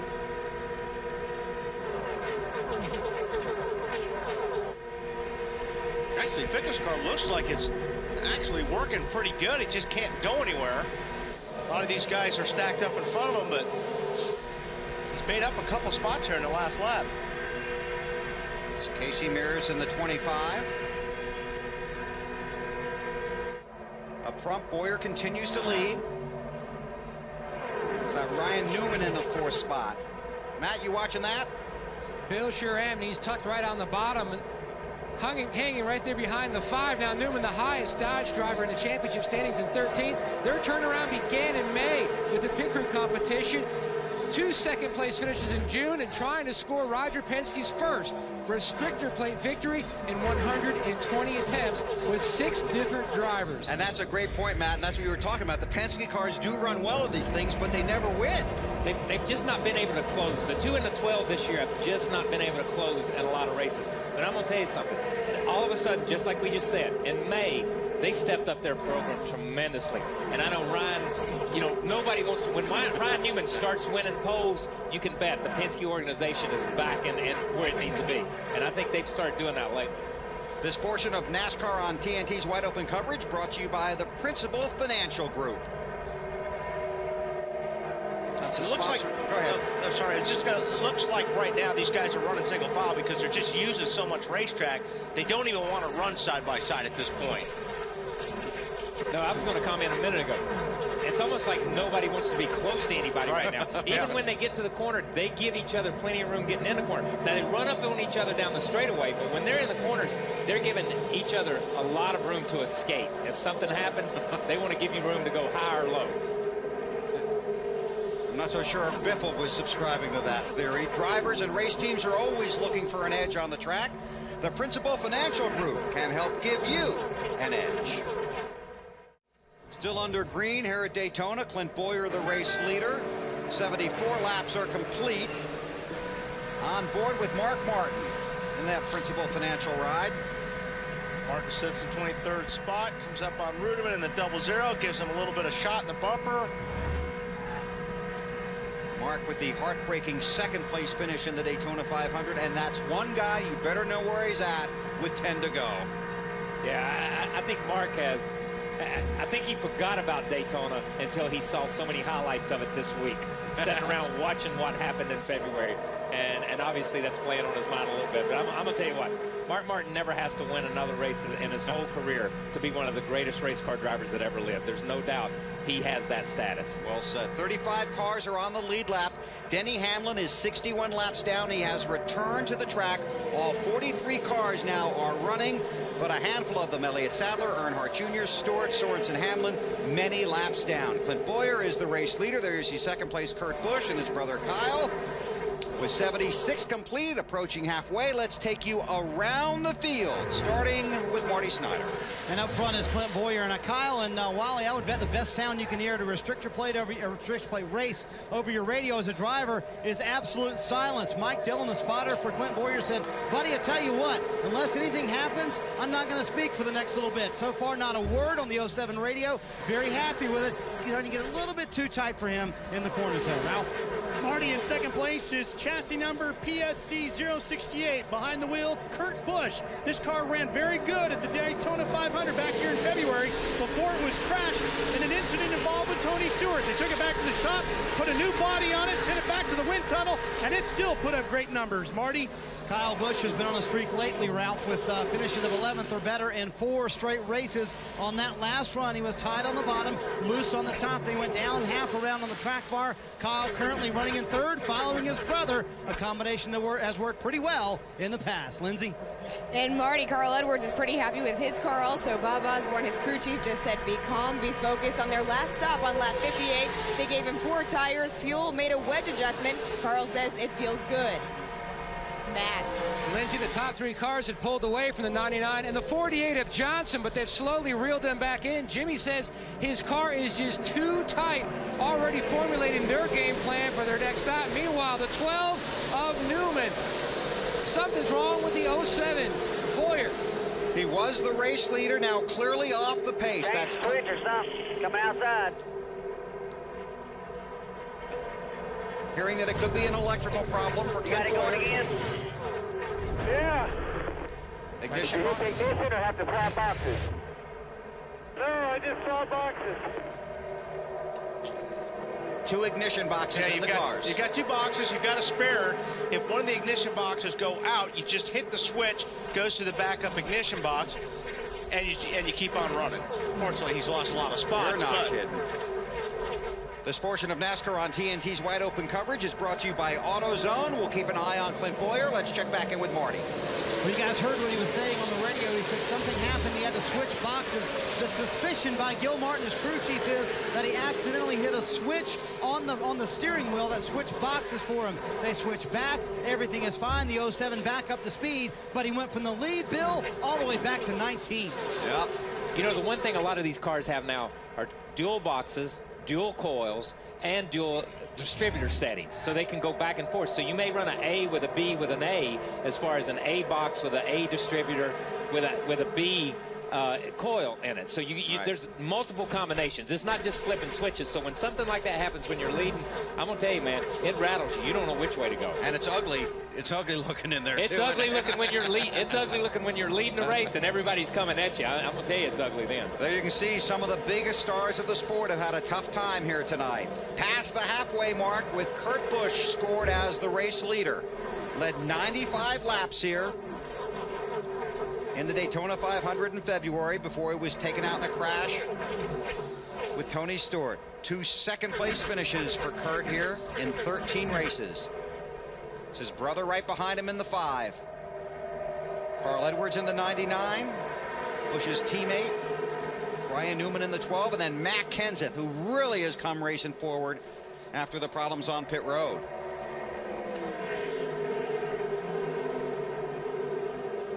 Your eyes on the action here. Kurt Busch out front. Fans, for your next automotive pit stop, get into AutoZone. AutoZone helps you get the job done right first time, every time.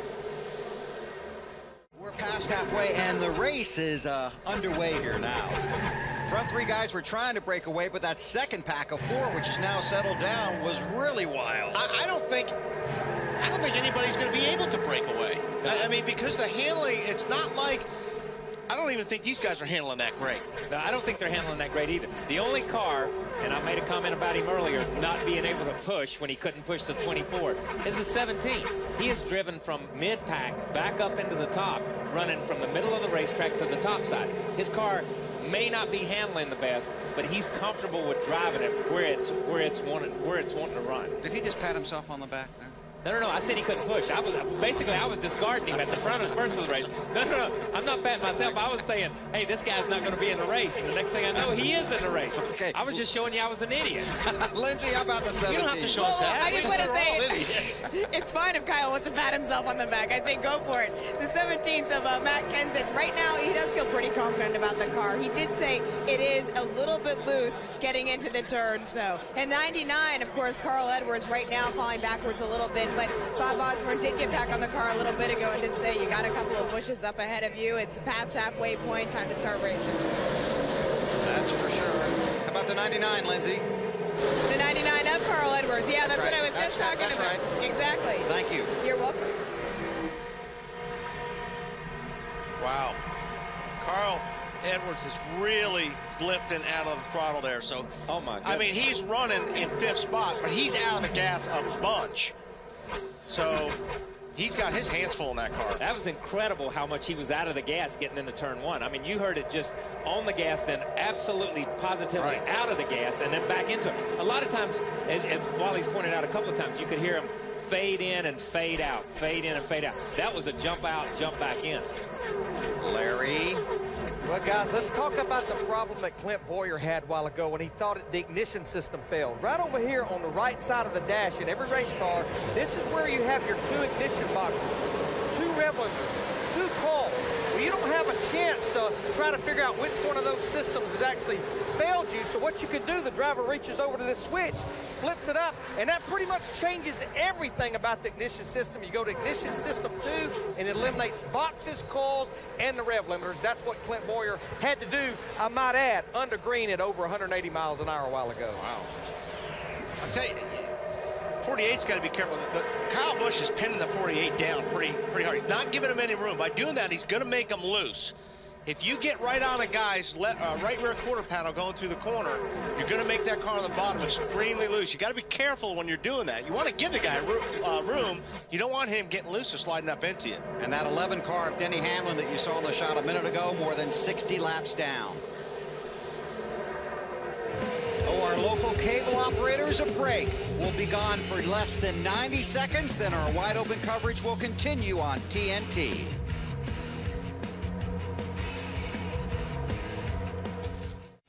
Laps past the halfway mark, and the Pepsi 400 at Daytona live on TNT. Didn't miss a thing.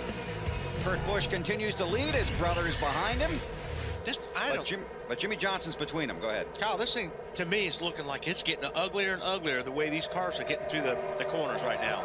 The way they're letting off. You know, we saw the 17 drive up to 4th, and then he got hung on the inside of the 5, and the next thing you know, he's back to 4th or 5th. Or back to 5th, and the 12 car's back up in there. And we saw the 12 car kind of give himself some breathing room a little bit, but now he's run back up there and caught up. So it's just, I don't know where these guys can run right now, and I'm not sure they know where they can run. See, our race summary at the bottom of the screen, and this portion of NASCAR on TNT's wide open coverage is brought to you by the all-new full-size Toyota Tundra. It's almost like like they're racing on ice out there. Well, like we talked about earlier, there's no grip in this racetrack, and especially for this race. But I mean, just look, you look down on the bottom, Casey Mears down there. I mean, he's just hanging on. And that's why they come off the corner. Look, they're giving each other 5 feet, 4 and 5 feet. We didn't see that the first part of the race. We saw these guys right on top of each other. Right now, when Casey comes off, he's just hanging on, but he has absolutely got wheel cranked in that thing to keep it on the yellow line in case it does take off. You saw Blaney in the middle. He gave himself plenty of room on both sides in case something happened. These guys are absolutely, they're just hanging on, like Wally says. They're absolutely hanging on, but they want to give themselves room to escape. Down to pit road, Marty. Well, guys, earlier Clint Bowyer was leading. He and his crew chief Gil Martin were trying to diagnose what exactly happened with the electronics on the 07. Tell you what happened, I dialed some rear brake in it to come into pit road, and when the cable had to pinch the wire or something. There's nothing down there. The kill switch on the steering wheel doesn't operate on box 2, so that's bypassed. Don't worry about it, just be focused. It'll go back to the front. You guys, now they're trying to get him focused on getting back up to the front. As you heard Gil Martin say, they're back in 17th right now. But guys, it's crazy back there. Clint saying his car is very tight. He just described it as horrible a moment ago. It's not like we're at Daytona and at a restrictor plate race. It's like we're at the Lowe's Motor Speedway, and he's back in traffic. The car is just not the way it was up front. But 2 things. Okay, the 07 said, Clint Bowyer said, even when he was in front, that his car was tightening up a little bit. When he gets in traffic and there's not as much downforce on the front, it's going to get double tight. So he is in worse trouble back in traffic than what he was leading. Kurt Busch leading Jimmie Johnson. Keep your eye on the action, and let's go behind the scenes with the all-new full-size Toyota Tundra, the truck that's changing it all. Kurt Busch is the race leader, Mr. Shaheen. 17 does not look very happy with the 5 car. They have been waving back and forth the last few laps. Ralph, you got something for us, bud? Well, you know, the number 2 car of Kurt Busch is pretty much exactly the worst kind of nightmare a crew chief can have here, and it's exactly what you get at Daytona in July. Chasing that setup all day long. Early on, he was a tick loose, then he got tight. Now, once again, Larry McReynolds, he's gotten loose again. They're going to work on taking a half turn out of the right rear in this next stop. But really what you're working on, Larry, if I get this right, is that final stop and getting the setup balanced as good as you can for that last run to the checker.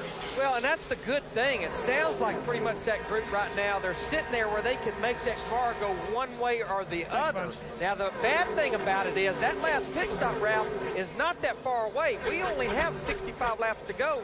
We may only see one more pit stop, so that could be the stop that you have to get it right.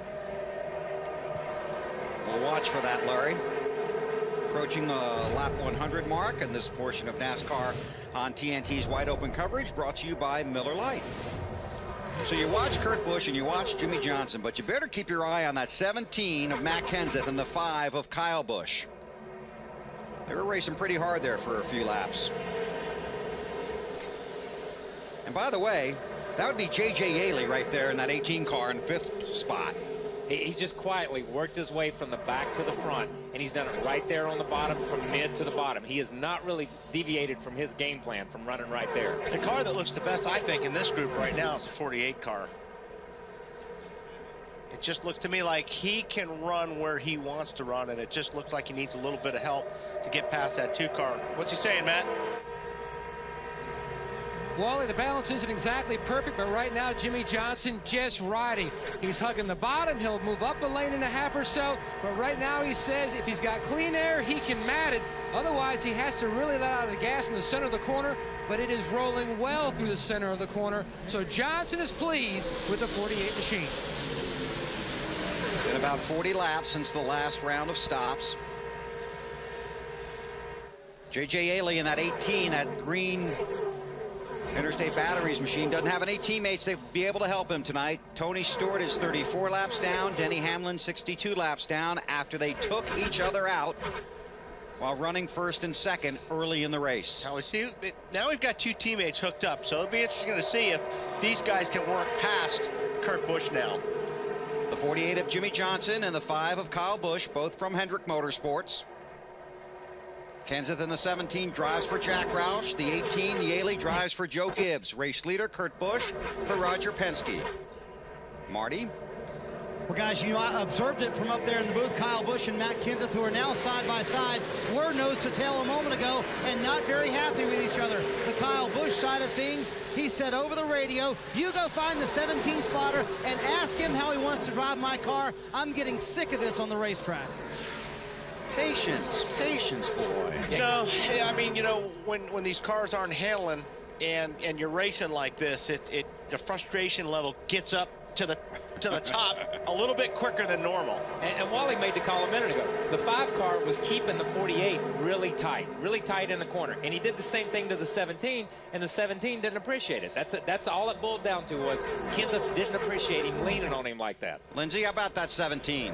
Well, you guys are exactly right, and especially Kyle, what you just said. They don't appreciate it at all. And the fact is, they feel like they are getting no help whatsoever from the number 5 car. And every time they try to get close to him to make something happen, Kyle goes up into him and gets about inches from his door. Speaking of inches, Carl Edwards in the 99 trying to help his teammate Matt Kenseth in the 17. David Stremme in that 40 car having a good run tonight. And Wally, you know, that there the 99 pushes the 17 off into the corner, and you think, my God, he's going to clear all these guys. Yeah. But when your car drives that bad or it won't turn, you can't use it. I don't care if you run in the corner 20 miles an hour faster than somebody. If you can't get it turned right there where you heard him rolling out of it, you're not going anywhere. Yeah, if you're going to bump trap here tonight, you need to do it early on the straightaway, not when you're getting to the corner. If you do it like right now or early in the straightaway, you can recover. But when you do it right before you get to the corner, you just go sailing off into turn 1 about 5 miles per hour quicker than you have all night, and the car wasn't turning when you were going slower. It's really not going to turn now. You know, this place begins to be and race more like a short track, the worse the handling is. You got to pass people coming off the corner, get position on them, and go by them down the straightaway. You can't pass people going in the corner like you can at Talladega and places like that, or like at Atlanta or a place like that. So it becomes more of a short track. Even though it's a 2.5-mile racetrack, you have to kind of drive the car and put yourself in position to pass people coming up off the corner and down the straightaway. We owe our local cable operators a break. We'll be gone for just 75 seconds. That's about a lap and a half. You're watching NASCAR on TNT.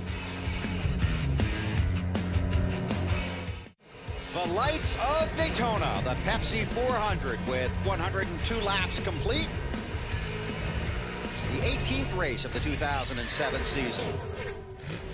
Still up front, Kurt Busch, Jimmie Johnson, Kyle Busch, Matt Kenseth, J.J. Yeley. Then David Stremme. They're your top 6 cars. You know, these guys were racing side by side, nose to tail, doing all this about 4 or 5 laps ago. And now all of a sudden they've just decided, okay, let's just ride here and fall in line. And when they did, look at how far ahead they've got of the 7th, 8th, and 9th place cars. They really begin to stretch out a little bit, even though they must have heard you. No, even though they're running multiple lines through the corners, they've kind of stayed in line. Larry. Guys, you know what I'm working on down here. All the leaders were on pit road at lap 58. I think within the next 5 to 8 laps, we could see what might be our final pit stop, because I think as long as they pit somewhere between 108 and 112, that will get them to the end of this 160-lap race. Wait a minute, you think or you know? I know. Okay. And that's if we do not have another problem. I never doubted you, Larry.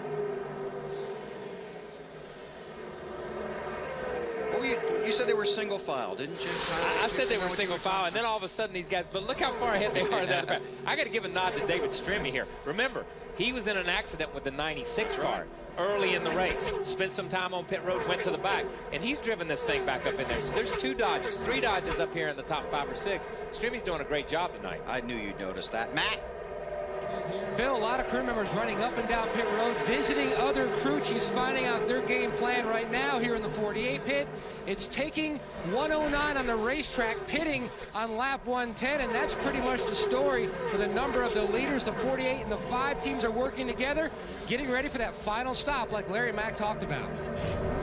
These boys are not playing nice. Well, I just noticed the 17 went after the 5 and did his best to get him loose between 3 and 4 right there. Yeah, the 5 and the 48 may be working together, but 2 teams that aren't are the 17 and the 5. I'm going to tell you. They're working together on wrecking each other. Exactly. Baby. Right now they're working on each other. That's what they're doing. This portion of NASCAR on TNT's Wide Open coverage being brought to you by Subway Restaurants. Kurt Busch in the 2, the Miller Lite ride right at the front there. And there you see the 2 we're watching, the 5 and the 17. The 5 is Kyle Busch, the 17, Matt Kenseth. Jimmie Johnson in that 48 has the 2nd spot for a moment. But you know what? If that 5 car will pull the 17 car up, they'll become best friends. You know, you can hate a guy for about 5 or 6 laps, but if it works in your favor, all of a sudden you're good friends. Yeah, we'll see. David Stremme to pit road. We knew these pit stops were coming. Lindsay. David Stremme's car is in, and you see they're working on the right side tires. David had said his car was a little bit tight. Right now, he's just thankful to be able to be in this race. He had his best career finish at the Daytona 500. He ended up 11th in that race. At the time, it was his best. David is away. Field on the backstretch heading into turn 3. Larry, what are you thinking? I just wanted to ask Kyle, or make a statement to Kyle. Kyle, the next time John Andretti or Bobby Labonte tells you their car's loose, show them a video of the 5 car Kyle Busch here tonight. That car has been loose all night long. I was just getting ready to say, Larry, when you said that, that would be a simple video to show, because you can pick any lap and he's going to be sideways somewhere out there. But you got to give the kid credit. He is a talent like we hadn't seen in the sport in a long, long time. And I said it before. My father said he's probably got more natural talent than anybody to come along since Tim Richmond. And I think that's the reason he can pretty much write his ticket as far as where he goes and drives a race car for 2008. Those are the leaders going by Scott Riggs, who is out of power on the backstretch. And you heard him say turn in at the chicane, but Scott was turning in coming out of turn 2 down there. So hopefully he'll get out of the way and we won't go caution, because if we go to caution, the guys that have already pitted are in a little bit of trouble.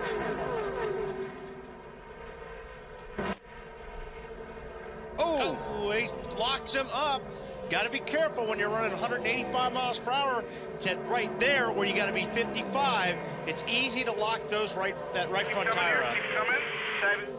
Lindsay. And the 17 pulls in. Their plan is to give him 4 tires, give him fuel. Matt, like we said before, had been saying that he was a little bit tight, but last time, like we told you about, he pulled too close inside of the pit wall. They were able to get those 4 tires on last time, but of course he was late. Back behind him, 99 of Carl Edwards. Carl comes down into his pit box. His plan, after being a little bit too loose, is to get a little bit of a better track position, guys, obviously. Ralph. Well, the 26 of Jamie McMurray has been working his way back up through the field. He's taken 4 tires of fuel. He's a tick loose. He's trying to break back into the top 10. And there you see pit road a busy place, and Kurt Busch. That thing was locked up for 100 feet. Doesn't matter, they're pulling it off. Rafa, here he comes. They count Kurt Busch into his pit box. The plan here is to go a half round up on the right rear. I talked to crew chief Pat Tryson just moments ago. He does not think this will be their last pit stop as they swing around to the right side, Matt. Ralph, significant adjustment for Jimmie Johnson's Chevrolet, both wedge and track bar adjustment, trying to free him up. Mike Knauer signifying that they are full of fuel, and he's away. Marty. Further up pit road, Kyle Busch leaves pit road. His car is actually tight in the middle of the corner. When it comes off the corner, it snaps a little loose, half a round up on the track bar, and what probably is the last stop of the day. Clint Bowyer leaving pit road as well. They wanted to try and take 2 for the track position, but Gil Martin told me just can't afford it right now. Had to take 4 tires. 24 cars, Jeff Gordon up front. He said his car is extremely tight. Tried to stay with his teammate Jimmie Johnson early in that run, just couldn't do it. Air pressure and wedge for the 24 car, Jeff Gordon. Lindsay? And the 25 of Casey Mears on pit road right now. Casey Mears has said his car a little bit loose. They're right around working the left side tires right now. Bill? Thanks, Lindsay. All these stops occurring now. 110 laps are complete. These stops coming under green. Matt? And David Gilliland, who's had a couple great restrictor plate races, some top 10 finishes, working his way to pit road as well. His service already complete. Mark Martin's service already complete. Both cars on the tight side. And this is really going to stretch the pack out, I think, big time right here after these pit stops. It always does. The green flag stops for whatever reason. If guys are running, that was an incredibly close call right there. But the green flags, the guys that are running first, second, third, and fourth, they come out together. The next group comes out together. But for whatever reason, they're always a second farther behind, or 2 seconds farther behind. Okay, now we saw Jeff Gordon coming off of pit road. Let's go back and watch his stop and listen.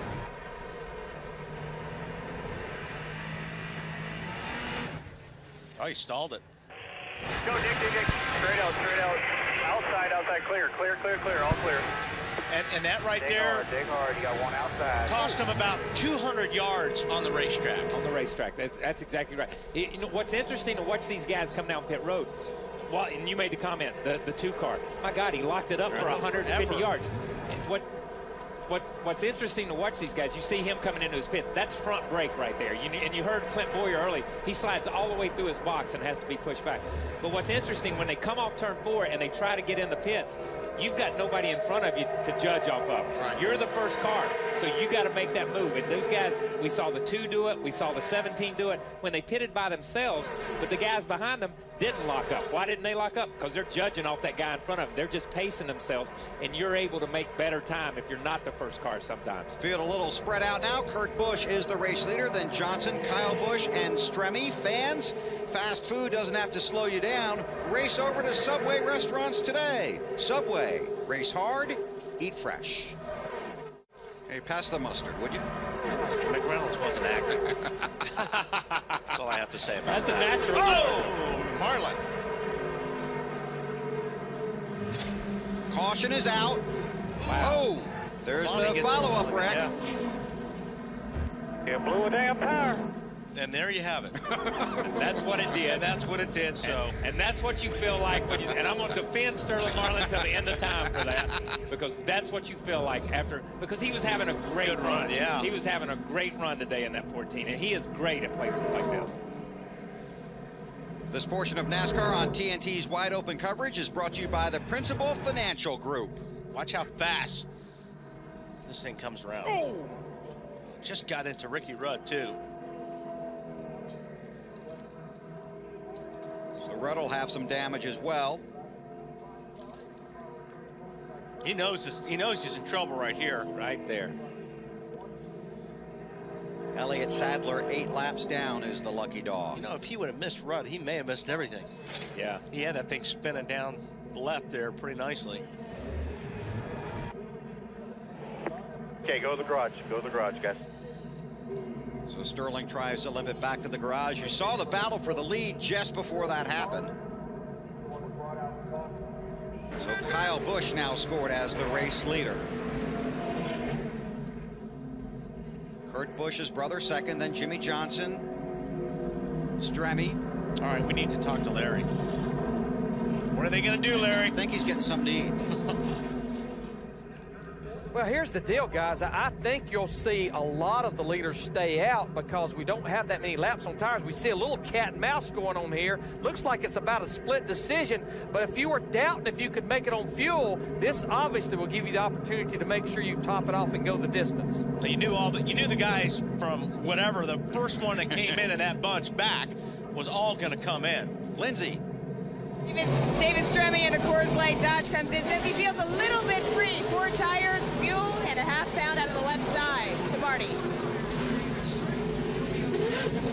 Jeff Gordon's in up at the very front end of pit road. That very first pit stall is where he is. His car is still too tight. The last 2 stops, they have added tape to the nose of that car. They do an air pressure adjustment this time, trying to get him going better on the racetrack. David Stremme with a little trouble on pit road, Weber. Yeah, he spun out trying to get into his pits. He was already in his pit. He had to have been hit. Oh, look, he's got damage on the right front. Yeah, he had to have been hit leaving his pits because he was one of the first guys on pit road. Yeah, he's got damage on the right front. You're right, Kyle. He got clobbered as he was exiting pits right there. Oh, wow.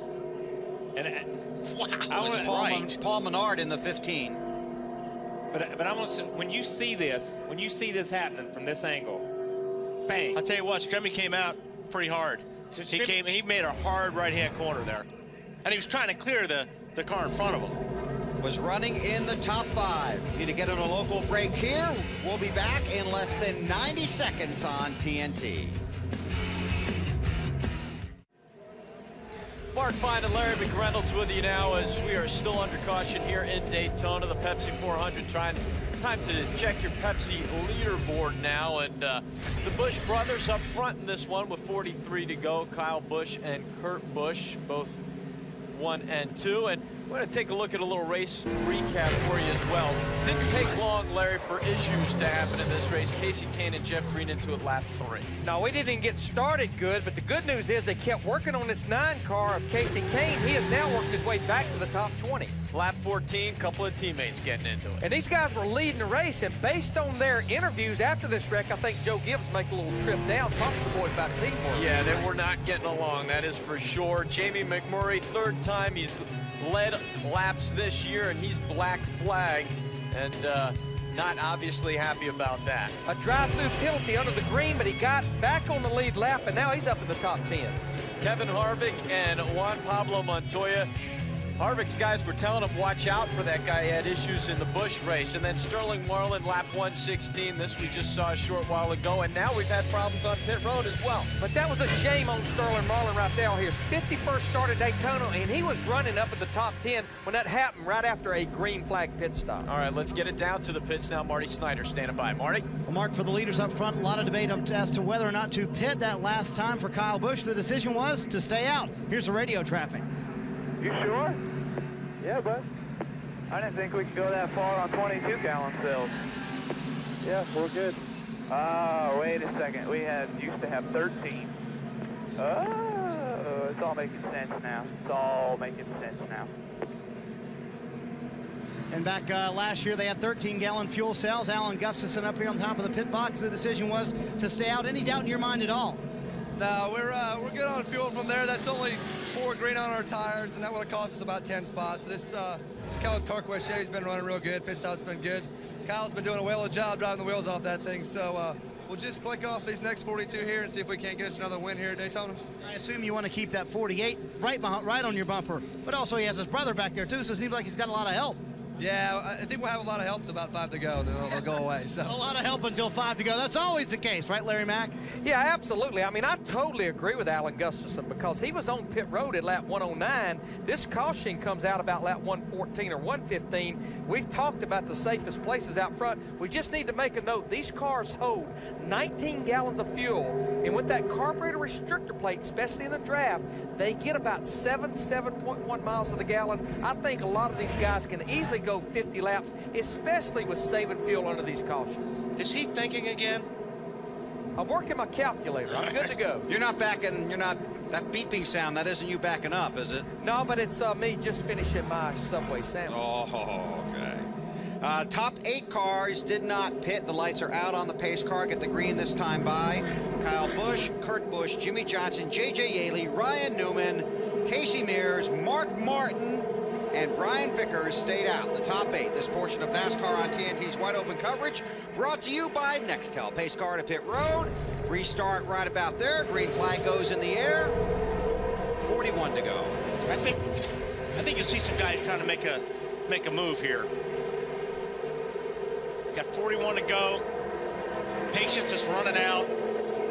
And the way these cars are handling, and as much track as you're going to need after you get 25 or 30 laps on these tires, Kyle, I think you're going to want to try to get as close to the front as you can.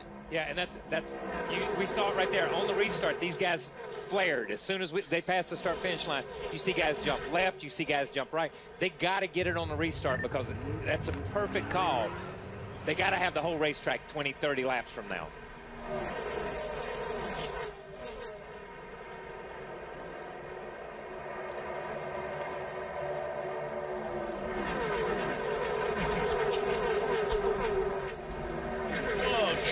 Up to the top, 3 wide right there. He got squeezed up against the wall. It was darn close to 4 wide.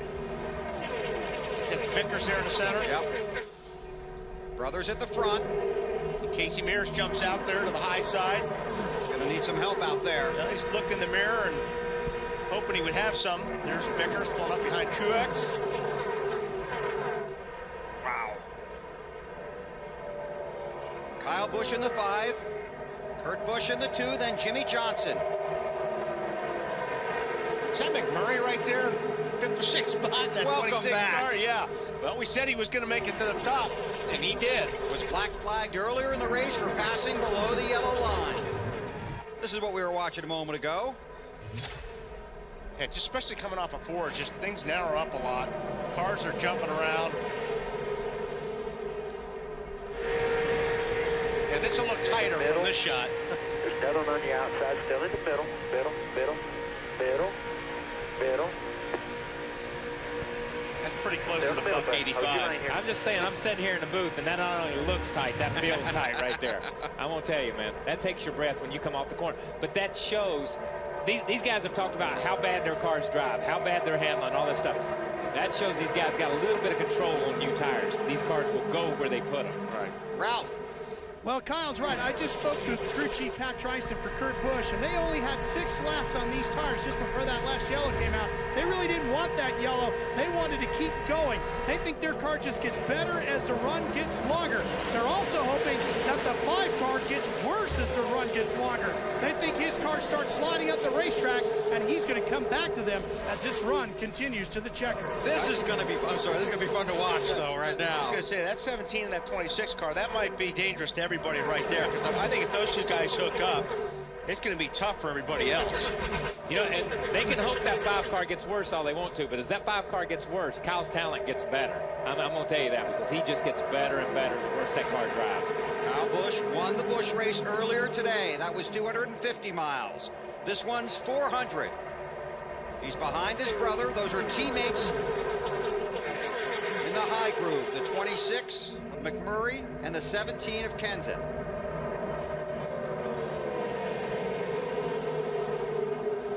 Wow, wild at the front.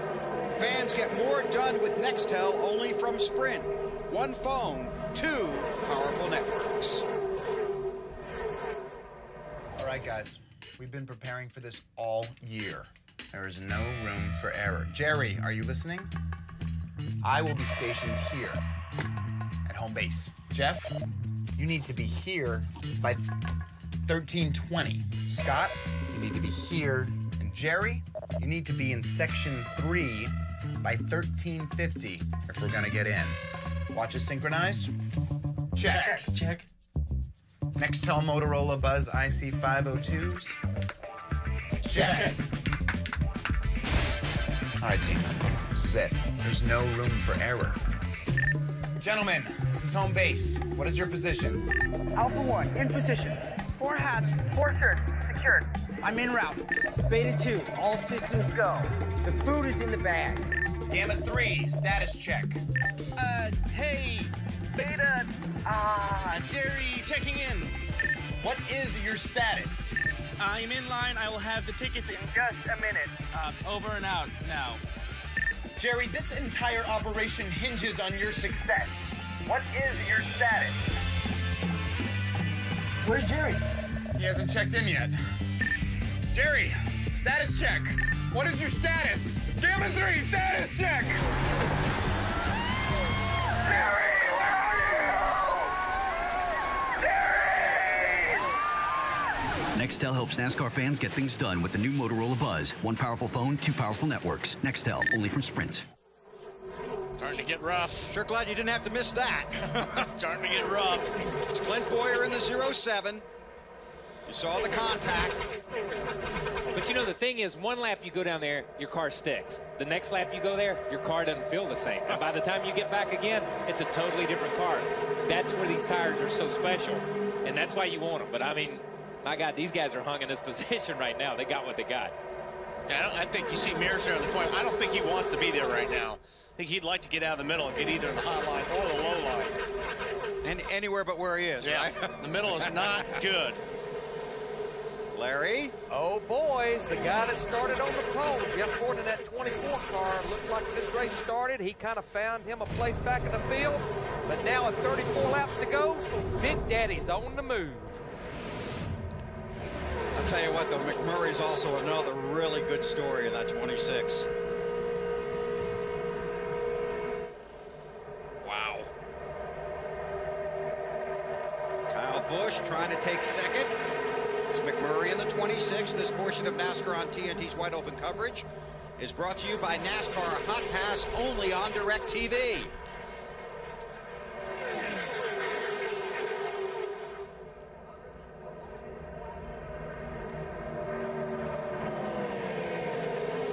It's David Gilliland in the 38, McMurray in the 26. Boy, Boyer right on the bumper. Yeah, he took a look down there. He kind of got blocked a little bit, had to get out of the throttle a little bit. But there was enough room between him and the 48 where it didn't cause too much of a problem. You got to give Boyer a little bit of a call. He worked his way back up in here because he dropped absolutely to the back of the pack when he had that ignition trouble earlier. Truex now up to third spot. I just don't think, I think the 26 got a good car. I just don't think he's got enough help up on that high line there, Ralph. Well, Wally, they're going to try to work together. Matt Kenseth in that yellow 17 and his teammate Jamie McMurray just in front of him in that yellow and blue number 26. In fact, Matt's been kidding him on the radio throughout the race about him getting that penalty earlier on. They're going to work together. He said, I'm not going to shove you all the way off the track down in turn 2, but I'll help push you to the front, Matt. I'll pick it up from here, Ralph. Jeff Gordon back there in the pack in the 24 cars. Larry Mack mentioned started on the pole, and Larry Mack, he wasn't hiding out in the back. They were trying the front end of the car all night long, had trouble working. They put tape on it on the last 2 stops. They've done air pressure, wedge, and track bar. The 24 much better, currently in 9th, getting a little push from Mark Martin, Matt. Marty Jimmy Johnson not giving up the bottom. He is hanging with it. And really, the decision was to stay out. He was one of those cars that didn't pit because they didn't want to take a chance chance of having some kind of incident on pit road that happened to David Stremme right now. Just being patient, waiting until the final few laps. Hard to be patient right about now. Yeah, it really is. Getting back to what we were talking about between the 17, I don't think the 17 is good enough to help the 26 right now. No, I don't think he's good enough. He wasn't good enough to help the 24 at the first of the race on cold tires. I think the 17, the 26, if we go back to the first of the race, those guys came on after about 20 or 25 laps. I think best case scenario for those two cars, or the Roush cars in general, is to finish the race under green, to be there towards the end, because those cars the handling seems to stay with them a little bit more. Tires are overcoming handling right now. Obvious the way these guys are jumping around, but tires are overcoming that. So you're saying a longer green flag run? A longer green flag run, I feel, is going to benefit the 17 and the 26 more so than the 5 and some of the other cars. Marty.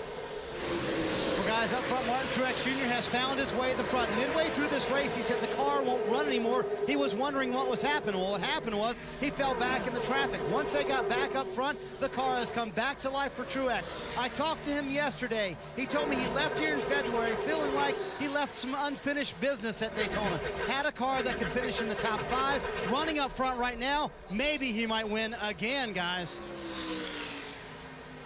Tell you what, that 38 of David Gilliland restarted 17th.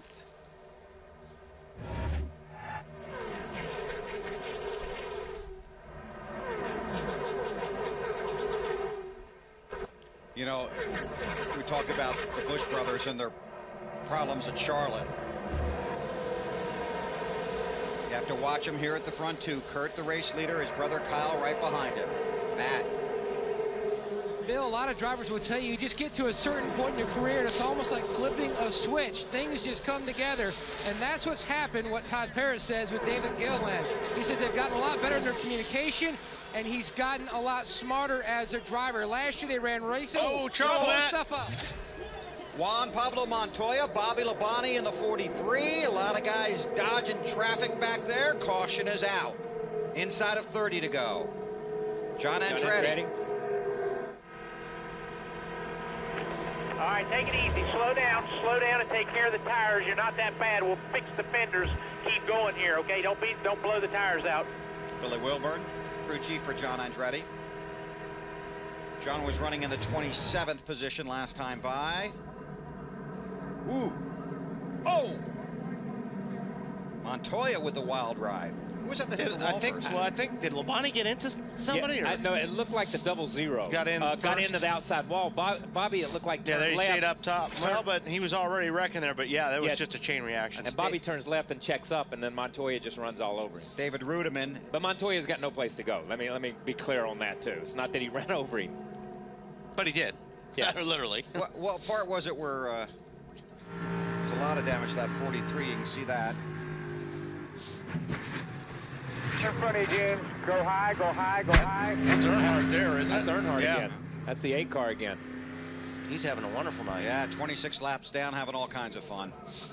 That's why when you're 26 laps down, you don't want to be running in a pack, because you just get gathered in somebody else's stuff, man.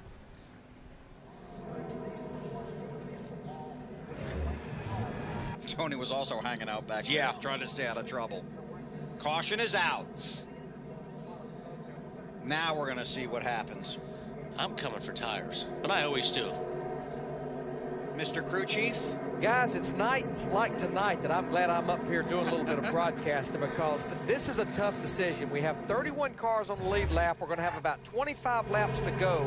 Right now, those guys that stayed out on that last caution, like Kyle and Kurt Busch, David Gilliland, Martin Truex Jr., now they're getting to 18 laps on the tires. And Kyle and Wally, you know it's not that fresh tires will help the speed of the car. It just helps you be able to maneuver. And trust me, when it gets down to the end, you better be able to maneuver. I think we'll see a split decision. I think we'll see some cars on pit road. I think we'll see some guys that follow the leaders down pit road. I think we'll see them stay out, because you know what? It's the only shot they have to win a race.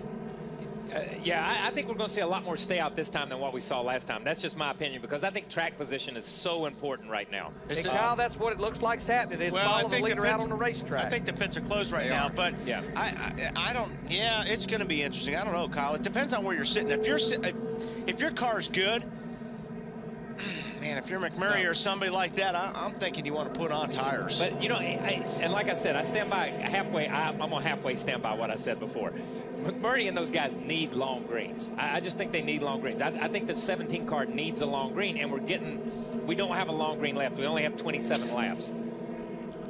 I want a halfway standby. Only halfway. Why don't you explain that to me? I'm only halfway standing by. You're only halfway So you're on both sides of the fence on this one. No matter what I say. You're going to be halfway right. Marty. halfway wrong. No matter what I say, I stand behind for 7 days. After that, I reserve the right to change my mind. I thought it was only till Sunday night at midnight, Kyle. As long as you stood behind it. Sunday night midnight. You know my saying. That's it. It's over with after that. That's your personal policy. You know, I think you got to come here, guys, because these guys will have 18 laps on their tires right now. And if you're Kyle Busch and those guys, you see how Martin Truex Jr. and some of those guys came up through the field on those fresh tires, the 38 car. So I think you've got to come here now. Otherwise, tires will beat you if you don't come in and you're at the front. You know, I'm going to agree with Marty, and I know that's hard to believe. First time.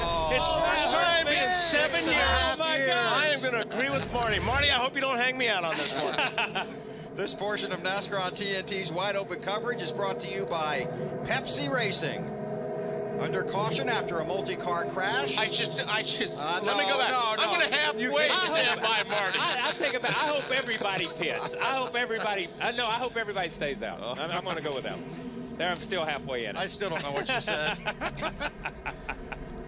Oh man, pits are open this time by, and Kyle's going to be right no matter what. So. Yeah, because we're all confused. I'm telling you, some of these cars. I'm telling you. I mean, I'd just about be willing to stay out.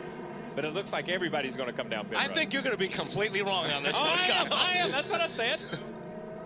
Marty and I were right, though. Ralph. Good call, Marty. Well, when Kurt Busch saw the caution come out, he said to his crew chief, Pat Tryson, all right, Pat, this is where you make your money. Pat said, bring it on in here. Let's put 4 tires, make no adjustments, take some fuel, and get back out there and win this race, Matt. Debating a 2-tire change in the 38. He definitely wanted a track bar adjustment. The car just too much on the tight side, and he stalls it, trying to get around the 5. He's away. Marty.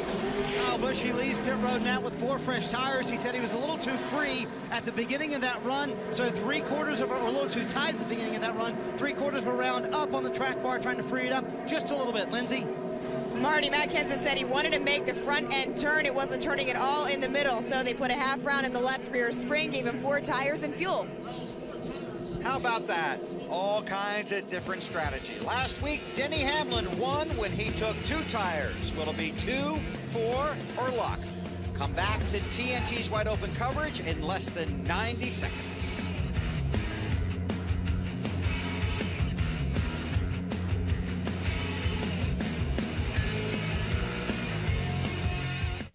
Getting the 1 to go here at the Pepsi 400 at Daytona. Various strategies working. Casey Mears is the race leader. He last pitted on lap 110. We're working lap 136. From pit road, it was 4 tires for Kurt Busch and Jamie McMurray. Among the cars that took 2 tires, the 22 of Blaney, the 07 of Clinton Boyer, and we're told there was an issue for Martin Truex Jr. on his pit stop, and we'll get that story from Marty when he's ready to give it to us. So right now it's scored as Mears, the race leader. Marty? Thank you, Weber. The story with Martin Truex Jr. was they accidentally took 2 tires on that 1 car. He came in, was too close to the wall on the left side. They meant to take 4, but they couldn't get the jack underneath the left side of the car, so they sent him on his way with just 2 tires. Then when they realized everybody else took 2 tires, they said, leave him out there. We'll see what happens. Ralph? Pat Tryson is the crew chief for Kurt Busch. Pat, you chose to take 4 tires when you pitted here. Why did you choose that strategy? Historically, 4 has really been an advantage here at Daytona, and Miller Lite Dodge has been awesome all night. We didn't want to take a chance of putting 2 on and getting too tight. So hopefully Kurt can get by these guys pretty quick, and we can, us and hopefully Kyle and a couple of those guys get away from all those guys, and we're going to put that Miller Lite Dodge in victory lane. Bill, they dropped back to 6 with that pit stop, but they're hoping they got a good car ready to go here. Thanks, Ralph. And look at that car in 2nd place. Casey Mears. Casey Kane. Casey Kane, I'm sorry. Casey Mears is the race leader. Casey Kane in 2nd. Got the damage there on the left front from the first caution. That's right. Him and Jeff Green got together going into turn 1. Mears and Kane did not stop under this caution. You're going to see guys scrambling right now. with different tires and everything like that. With 24 laps to go. They got to scramble now. Every restart from this point on. Oh, here it goes. Looks like Blaney may have missed a shift there, the way some of those guys started out underneath him. And Gilliland almost ran right over Martin Truex.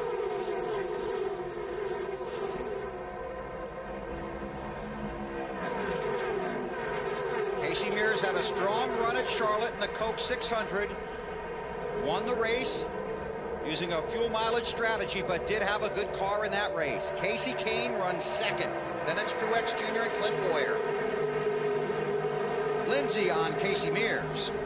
Bill, you talked about how they came in lap 110, took 4 tires to fuel the filled tank. They came in 2 times previously, but Casey said the biggest challenge he's having is working through traffic. So that is the whole thought behind keeping him out and making that decision. Traffic's behind him now, and there's a lot of it. I think 26 car knew where that yellow line was that time. He knew exactly where that yellow line was that time. Cannot go below the yellow line and make a pass. McMurray was black flagged for it earlier in the race. Has worked his way back up to the front.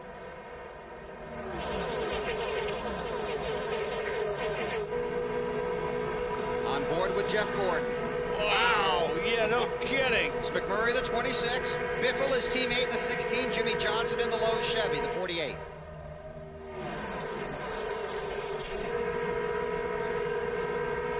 Pretty much, yeah, go ahead. I was just going to say, this is where the teammates need to start finding each other and working with each other. There you got 4 Roush cars down on the bottom.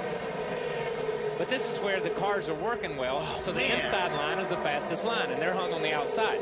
And on new tires, we've talked about it, we beat it to death. There's just so much grip there, you can run on the bottom. I've been impressed that Casey Mears and Kasey Kahne have been able to hang on to first and second for the last couple of laps. But it's going to get to the point where one of these guys on the bottom, Kyle, has got to lift because his car is going to slide or something's going to happen, and that outside line will then shoot by him.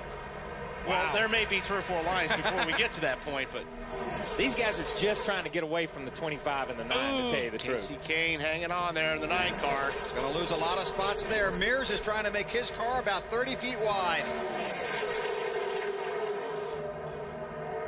B20 to go this time by.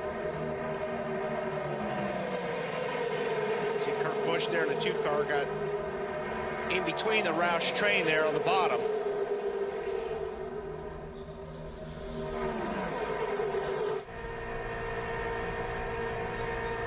You know, right now, the cars that are up front, the 5, the 07, the 48, those cars, they're the guys that have been up there. So these guys have worked their way back to the front of this pack no matter what. So most of these guys that have been in the top 3 or 4 all night long have worked their way back up to that point. But look at 07 on the outside here. He's just drove up on the outside of Casey Mears and those guys. He's just got a really good run and jumped up on the outside. And now that inside line, you see Casey Mears' car just kind of twitch a little bit there. Side by side for the lead. And this is where you start finding out who your friends are too. This is the part of the race where you're starting to run with guys and you're wanting to see who's going to run with you and who's going to mess with you. Well, and 5 car's been messing with everybody, but he's got probably one of the best cars in the field. Clear. You're clear. All right, you're clear. By about 5. Now, when I tell you something, let's do it right away. Don't hesitate on me. Yeah, Marty, I was about to say the same thing to you, too. Yeah, exactly right. Clint Bowyer back out in the lead after he fell back after that electrical problem midway through the race, was back in 19th at one point. This is the same exact scenario they tried earlier in the race. 2 tires, about 14 laps on his left side tires. Bowyer out front once again, Bill. But those Hendricks cars are 2nd, 3rd, 4th, and 5th right there. Which tells you nothing. Absolutely nothing. Because I'm going to tell you what, that 4 car is screaming about that 25, or that 5 car is screaming about that 25 car right now. And vice versa. Yeah, vice versa. Because that 5 car is getting that 25 car awfully loose right now. He is driving right up on the rear bumper of his teammate. Kyle Busch drives for Hendrick Motorsports. He's in the 5. Will leave that organization at the end of this year. That's his current teammate Casey Mears in front of him in the 25. And Jimmy Johnson in the low Chevy, another Hendrick car. I'm going to tell you, if you're leading this thing, if you're the 07 leading this thing, which line do you pull? Do you try to pull the inside line? Do you try to pull the outside line? You know, he's got a little cushion there with the 25 car on older tires. The outside line's got fresh tires, and if he starts pulling those guys will come back to haunt him exactly. later in the race, is what I'm trying to say. So that's why you want to be down on the inside. Make it harder for the guys that are on really good tires to get there. Yeah, make them use their tires up a little bit, running that outside group, running a little bit longer line around the racetrack, putting a little bit more heat in those tires. Let them run them off a little bit before they get up there and can race with you. Jeff Gordon. Oh, there we go. Gilliland round. Oh, I cannot believe that's a single car accident. I cannot. That's incredible. And let's wait for the follow-up. Caution is out. Hey, good job, man. Okay, keep going, keep going. He's okay, guys. I think we talked in one of the pre-race shows about being lucky getting through all that stuff. Tires. Man, that was lucky. I'll tell you, that's some luck and some Coming right in right driving. now for tires. Man, don't tear the front valence off. Take it easy. All right, let's go upstairs and take a look. Now you see him in the center there. Biffle down on the bottom. Biffle going to slide up and get him. No, he just lost it right in the middle. Oh. Just lost it. Oh, look how close he came taking Biffle out. Almost got Edwards, too. I'm going to tell you, right into the door of Blaney here. You see this thing get out from under him, and then he turns right up into Blaney. Boom. Caves Blaney's door in. And Blaney's car never even looked like it moved from the helicopter. It looked like it just drove straight. John Andretti in the 45 car, the lucky dog. Again, you're watching right here.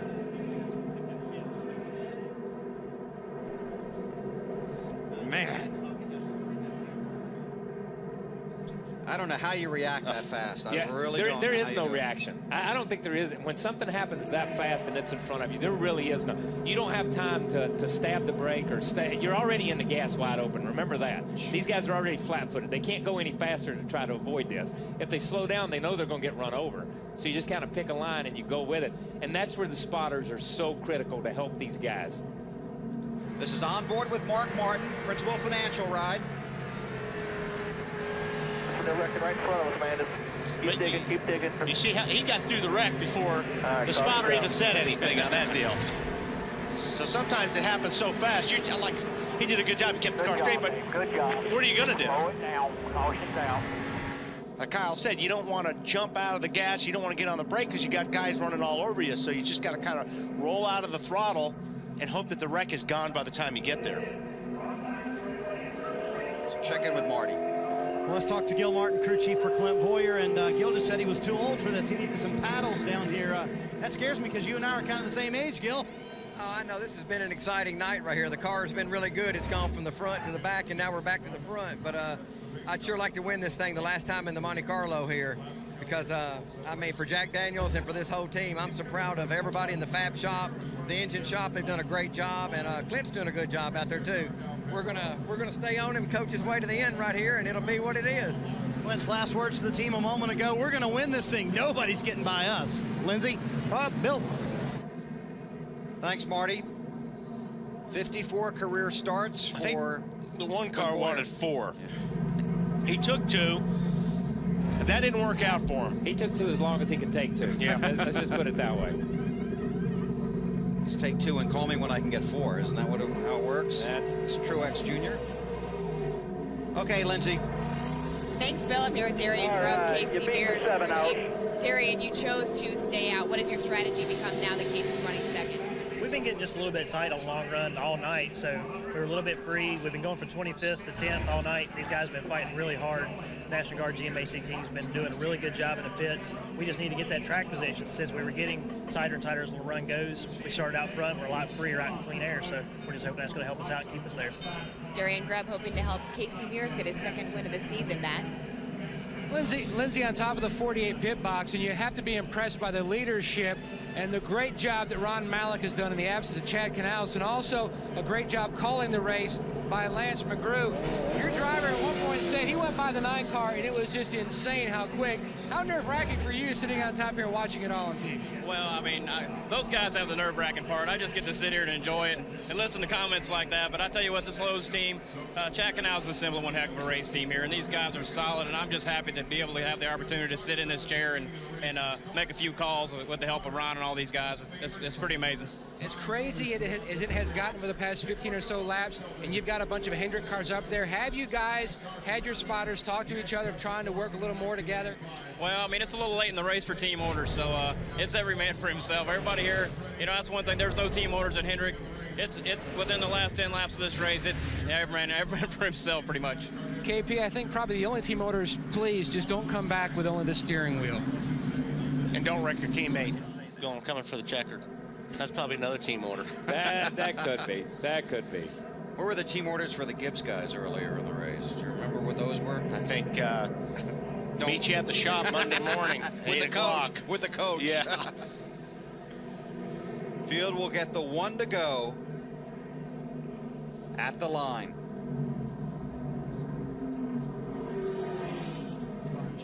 Marty? Yes, gentlemen, the Martin Truex Jr. had to come down pit road, Bill. That accident actually happened with David Gilliland right in front of him. He had to get on the brakes really hard, was worried that he flat spotted the tires. He also didn't like the decision just to take 2 tires that last time. So just to be safe, they came down pit road, put on 4 brand new tires for Truex, but now he's back in the field and gonna have to work his way back up through the field. He's gonna have a chance to finish in the top 10, running 23rd right now, Bill. Thanks, Marty. Field getting ready for the restart, a half a lap from going green, be 13 to go when they get to the line. We're done with all of our branded content for the rest of the evening. So we'll be able to take you to the checkered flag, and you can see the sponsors in the lower left-hand corner of your screen. I want to thank them for being part of our TNT wide open coverage of the Pepsi 400 tonight here at Daytona. Okay, now on this restart, it's going to probably be the most desperate restart so far of the night. Again, if you're going to make up a couple spots, here's the time to do it, if you can. It's like we talked about on the last restart. They get more and more desperate. They start spreading out sooner, faster, farther. I mean, everything's just accentuated in these last few laps. And you'll see here what guys can get away with laying back as much as possible. Because if you can lay back on a guy on the restart, it actually gets you a run so you can pull out and have some momentum going by a guy. Casey Mears in that 25 car has not stopped since lap 110. He's in the 2nd spot behind Clint Bowyer, who stopped on lap 134.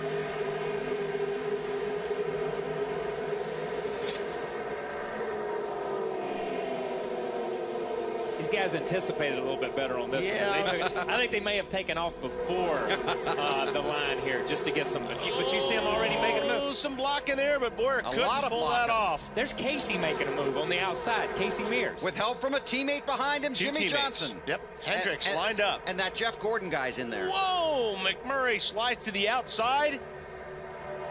This will be interesting. Wow, Kurt Busch in the 2, right on the bumper of his brother in the 5.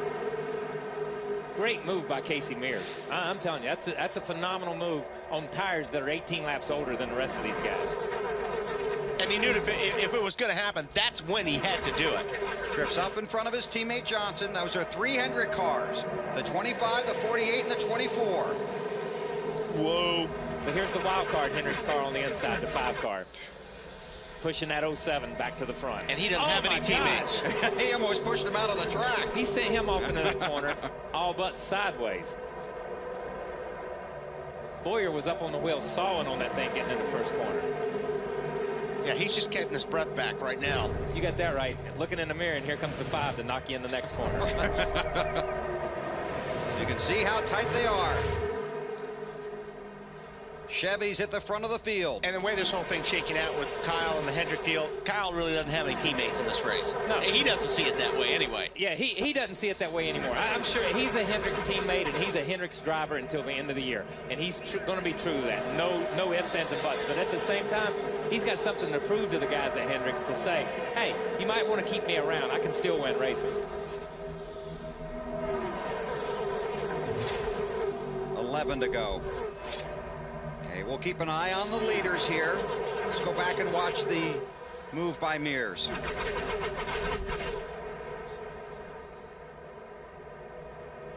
Trust me, they tell me it's coming. All right, there you see it. Now, Bowyer's looking in the mirror right now. He's going to try to block the 25 car, but he can only do so much because also the 48's coming. That was just a perfect and that's just a restart pass. And that's a perfect restart pass, and that's a power move right there. Those guys did it coming up through the gears. That's just a power move. Remember, Mark Martin had his mirror full on the last lap of the Daytona 500. Oh, Jimmy Johnson. Oh, We got a guy on the wall. Here we go. Nemechek and Vickers get turned. Nemechek down on the bottom. Caution's I thought out. those guys were going to save it.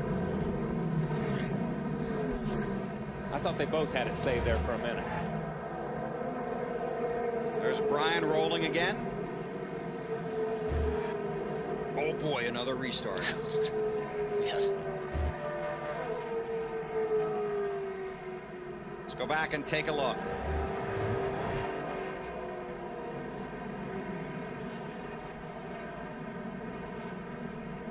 Well, I think these guys just all had I thought they were going to had a whole big run there, but I think Nemechek he just lost downforce on that car and slid up into Vickers. Yeah. And they made contact the first time and got away with it. It was the second time overcorrecting that they got up into each other. And all that happens within about the length of a football field. Right. I mean, you're left, you're right, you're left, and then you're into somebody, and then it's over with. You're just hanging on, trying not to do any more damage than you can. It's our 8th caution of the race. Oh, just clipped him.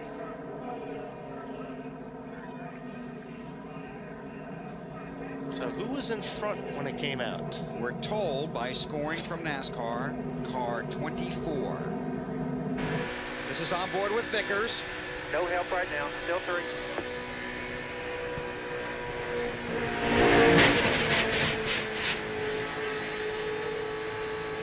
Keep coming, bud. Keep coming.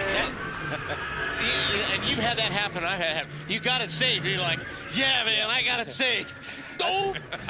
That's what I was going to say. That's a long time between scraping the wall and having it still go straight and then getting hit again. It's like, oh, my goodness. I didn't see the 24 get around the 25, even though that's what they have scored. Hanging out pretty good. You might have to do something to keep that secure. Now let's go back. Watch the wreck and the lead.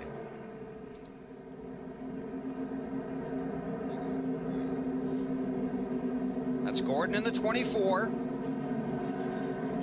On the high side of Mears. Yeah, 24 was past him for most of the way. You know, there was a loop there somewhere. Yeah, there is a scoring loop over there which picks up where the cars are. And that's when the caution comes out. They're right. Yeah, there are 18 scoring loops around this 2.5-mile track. NASCAR reverts to the previously passed scoring loop for scoring, except at the end of the race when they will use video to determine the running position. Did I say the last restart was going to be the most desperate? Yeah. I didn't mean that. I want a halfway stamp on Okay, that. halfway stamp on that one. But I'm going to say something. That scoring loop thing has been a huge improvement in this sport. That's not a judgment call right there. It's in black and white. It's in the numbers that come up on scoring. You know, Jeff Gordon. If not, we'd be riding around for another 5 laps as crew chiefs argue with officials down on pit road. Be a single file restart inside of 10 to go to pit road and Marty. Well, Jeff Gordon's team, Bill, has worked extremely hard on this 24 car tonight. They've made several changes to it. You're out front now, believe it or not. Who works best behind you? I don't know about anybody. We really haven't worked enough with anybody today. We haven't been real great. We're about the best. We're about the best we've been the whole race right now. I think hopefully our teammates will be right there pushing us along. He's got a couple teammates behind him to help out. That never hurts, Ralph. Jamie McMurray has fought his way all the way back to 3rd. Larry Carter, is your car good enough to win this thing? Well, I don't know. I wish there was a little more Fords and some more help up there for us. It's a lot of Chevrolets up there, but anything can happen in the last few laps, so we're just going to cross our fingers and try to bring it back. Bill, what a night they've had. Penalized and now back to the top 3. See how it all plays out in the closing laps. Well, I mean, you know Jeff Gordon's got to be pretty happy with having a teammate behind him. I mean, that's huge on a restart with only 8 to go. Jeff Gordon is looking for his 12th restrictor plate win and his 59th restrictor plate race. Right now, Jeff Gordon and Dale Earnhardt Sr. tied with 11 wins at restrictor plate tracks.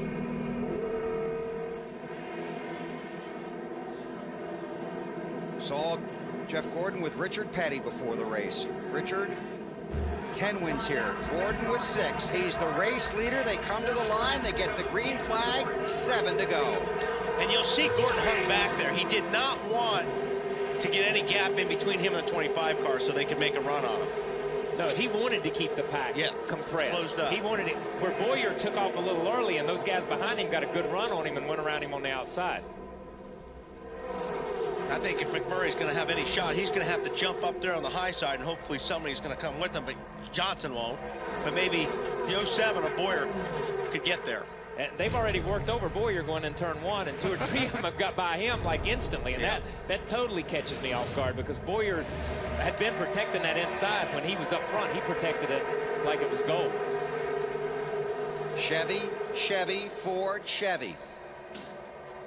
You know, McMurray's just going, oh, man. Looking out the windshield, looking in the mirror. Where's Carl? It's all Hendrick cars.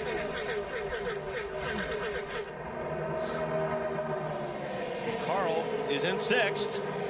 6 to go. And if he jumped out, whoa, and here comes a 5 car flying up on the high side. Taking anybody that will go with him. Right now, that would be Biffle if he can get there. But remember the 500, it was one from the outside, man. But yeah, the 26 has got to jump out in front of that 5 car right now if he can. And doesn't. And now he's going to get a push. Ralph? Oh, contact. Boy, there was contact in there, and everybody's cheering down here in the 26 pit, but he's on the outside, which is where he really needs to be right now. On the bottom, his car is very loose. He's just hoping he can get somebody to shove him around the outside. There's going to be a shove here in a second.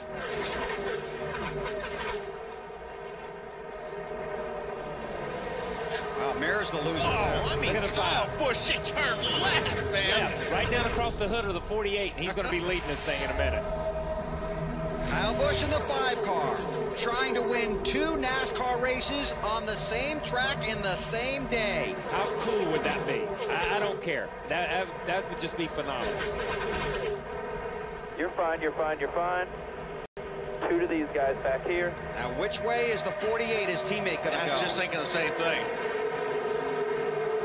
He's got 2 Hendrick teammates behind him, the 48 of Johnson and the 24 of Gordon. Gordon's in the high line behind McMurray. Oh, man.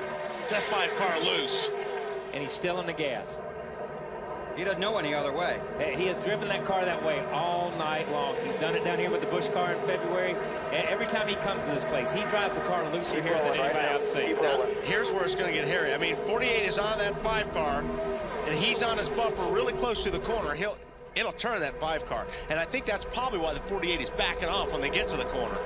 He's trying, the 48, by backing off a little bit like that, is trying to help the 5 car get into the corner more than anything else. He could run up there, and if the car was a little bit better, all but bump draft. Oh, nice move by Carl Edwards. And Kurt Busch going to try and come along. Oh, Busch gets a little bit loose. He's got his teammate behind him in the 12, Ryan Newman.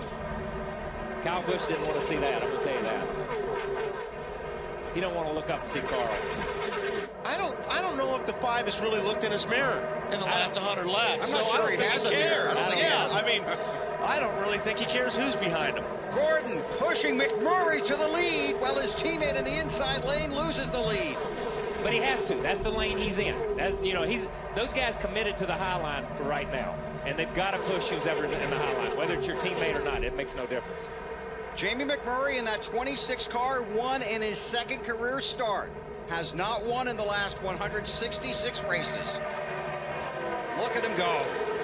Now this is dangerous though for a leader. When they get out front, then that pack will charge up and they'll have a really good run on him, and that's where Jamie's got to make sure that he doesn't get too far ahead of this pack.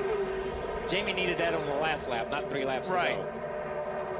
But if these guys can, if they stay pitched off and they can keep them run down here on the line like that. They're getting a run right there. Boy, Carl Edwards in that 99 car had a run on the 5 car. Less than 2 to go. Kyle Busch is still hammering that thing right down on the bottom, sideways. That's incredible. He is doing a great job. See, I think if Carl will get a really good run here and he could give the 5 a push, it would take the 99 to 2nd. McMurray in that 26 car led early in the race, was black flagged, for passing below the yellow line. Had to do a pass-through penalty, caught a break on a caution, has worked his way to the lead. Side by side with Kyle Busch as they come to the white flag.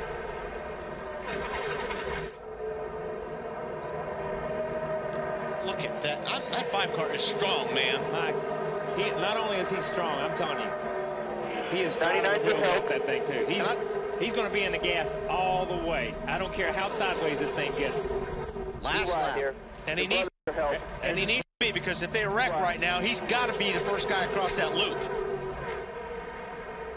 Kyle Busch now has his brother Kurt behind him. The one thing is Kyle Busch has the inside, and because of where the start-finish line here is, at this place, the inside line is the line if you can maintain it coming out of turn 4. Will Edwards, man, I'll tell you what. Will Edwards help his teammate, or will he make a move for the win? I don't know if he'll be able to make the move for the win. Kyle Busch is the guy right here. He's your winner. He's going to have the momentum, and he's going to get to the line. Coming to the checkers. Oh, whoa! That was close. I don't know. Waiting for scoring. I think the 26 got him. It says 26 on the monitor. Wow. Great. My God. What an incredible finish. It does not get any. I don't know who. Like I said, that was incredible. I would have bet all the money in the world Kyle Busch had that thing when he came out of turn 4. NASCAR's going to look at the video. The 26 surged right there, right at the line. It's like the Truck Series races that we've seen here in the past. Where you Jamie McMurray has won the Pepsi 400. Man, that was great. That's incredible. Watch the 26 just get a surge right before the line. It's his teammate right behind him, Carl Edwards. Right there, the 5 had the advantage. And he had the momentum. And here they are, and you see. Now watch, right here. Right there. You see it start to move again. Remember the finish in the 500? How about that? That's good stuff. That's incredible. Jamie McMurray replaced Sterling Marlin after Sterling was injured in a crash. He won his 2nd career start, but has not had much success. He changed teams. He went to Roush. He's gone 166 races without a win until this moment, just seconds ago. And hats off to 5 car. He drove the wheels off that race car tonight for a 2nd place finish. Last race at Daytona for this car, and this race will be remembered for how well the cars did and the drivers. Hey, Wally and Bill, what I don't understand is about 200 or 300 yards before the start-finish line, Kurt Busch, Kyle Busch's brother, moved up against Carl Edwards, and I think that's where Kyle lost his push right before the finish line. Yeah, but hey, those guys aren't teammates, and Kurt Busch didn't come here to help Kyle Busch win. He came here to win himself, and when he was doing that, he was fighting for position. Absolutely. Unofficially, it's Jamie McMurray, Kyle Busch, Kurt Busch, Carl Edwards, Jeff Gordon, Greg Biffle, Clint Boyer, Matt Kenseth, Casey Kane, Jimmy Johnson. Yeah, let's watch what Larry was talking about on the 2 car. And you know what? I don't think it had anything to do with his brother. I think the 2 car was more concerned about beating the 99 car. Yeah, he was definitely more concerned about it. Yeah. And you see, when he gets here, he's ahead of the 9. Ralph Shaheen. Well, I'm down here with Larry Carter. Larry, what an incredible night you guys led. You had the penalty, and you got back to the lead, and now you're the winner. Can you put into words how this night has been sitting on top of that pit box? Well, I tell you, down here at Daytona is always really stressful. You know, you just kind of sit there and wait and see what's going to happen, and you always hope you can be there at the end and just have an opportunity to win it. And Jamie just did a super job. He never lost his composure. He just stayed up on top of the wheel, and we've had a pretty fast car this week, and you know, we were just lucky there at the end, and just glad to bring it home for Irwin and Crown and Jack Roush and Roush Ace Engines, and all those guys did a really good job. What was the one key to you guys fighting all the way back through all that adversity? Just Jamie. It was all Jamie. I mean, this is a race car driver's track. I mean, they don't do much qualifying, but in the race, it's all about those guys. And he just stayed calm, never got excited, just worked his way, you know, was real cautious with what he did, and he deserves it. He did a great job. Bill, as you can see, there's not a lot of emotion in Larry Carter. I asked him, boy, you don't look like you just won. He says, hey, we got another race next week. Are you kidding? He's thrilled. That's him being thrilled. 31-year-old Jamie McMurray, just the second Ford win of 2007. He goes to victory lane, and we'll take you there next on TNT. TNT Sports is live at the Daytona International Speedway.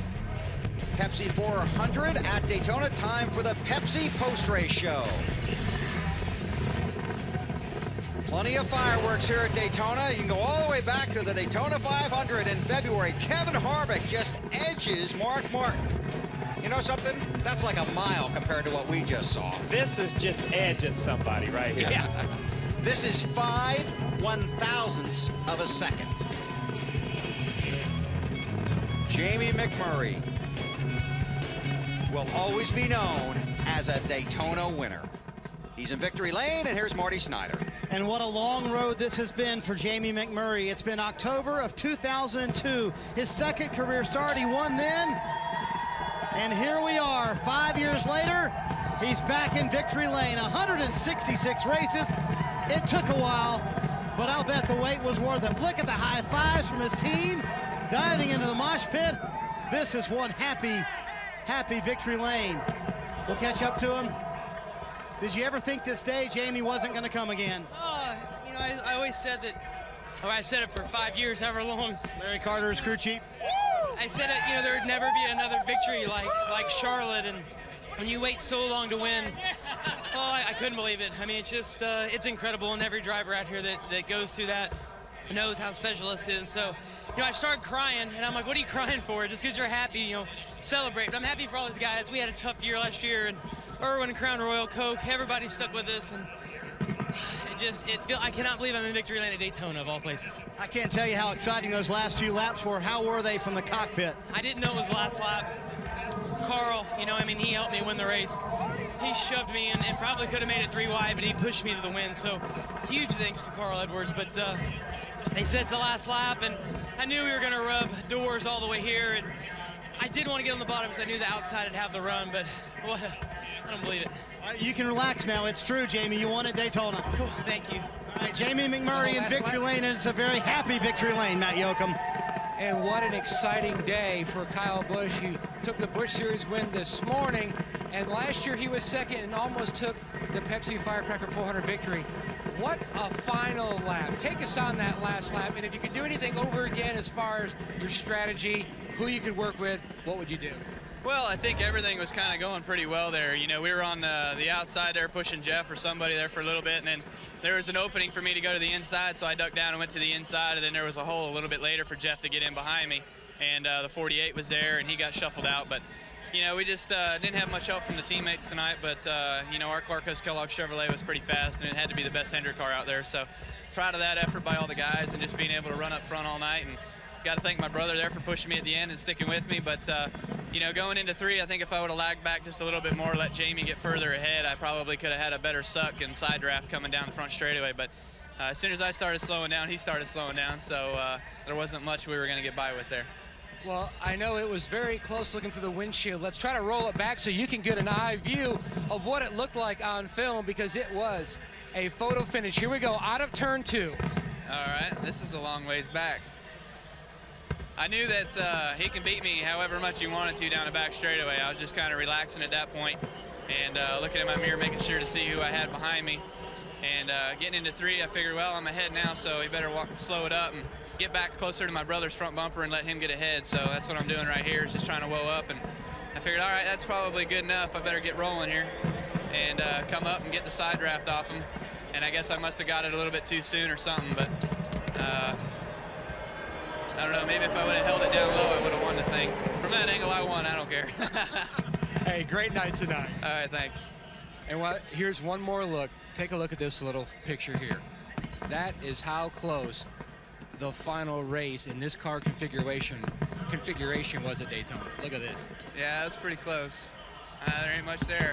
ain't much I could have done different, I guess. As BP would say, man, oh man. Yeah. Wow. Yeah. Ralph? We're down here with Kurt Busch. Kurt, just like you and I talked at New Hampshire, this team's been building a tremendous amount of momentum lately. You got another third-place finish on a restrictor plate track here tonight. Where's all the momentum coming from? Well, it's just good to run at a restrictor plate race. For us, we were really close most of the night, really good on the long runs, but on the short runs, it seemed like all the cars could gang up and be there at the end. And for us with the Miller Lite Dodge, well, it was a great run. Whether we won, pushed Kyle to victory, I really wanted to do that, just couldn't quite get there at the end. So I'm real happy with third place. Plate tracks have been good to us. We just need a little bit of luck the next few races. Lindsay? Clint Bowyer rode to a 7th place finish. Clint, what are your feelings after leading there towards the end? I was a little bummed out, actually. We just got too far behind. Had too many teammates behind us teamed up on us there at the end, but you know, Gil and everybody on a Jack Daniels Chevrolet just brought me a heck of a race car and gave me a good chance. We about got there. I'd say we was out in the lead, and the ignition box of all things just cut out. And, you know, that was so weird. It took me a second to figure out.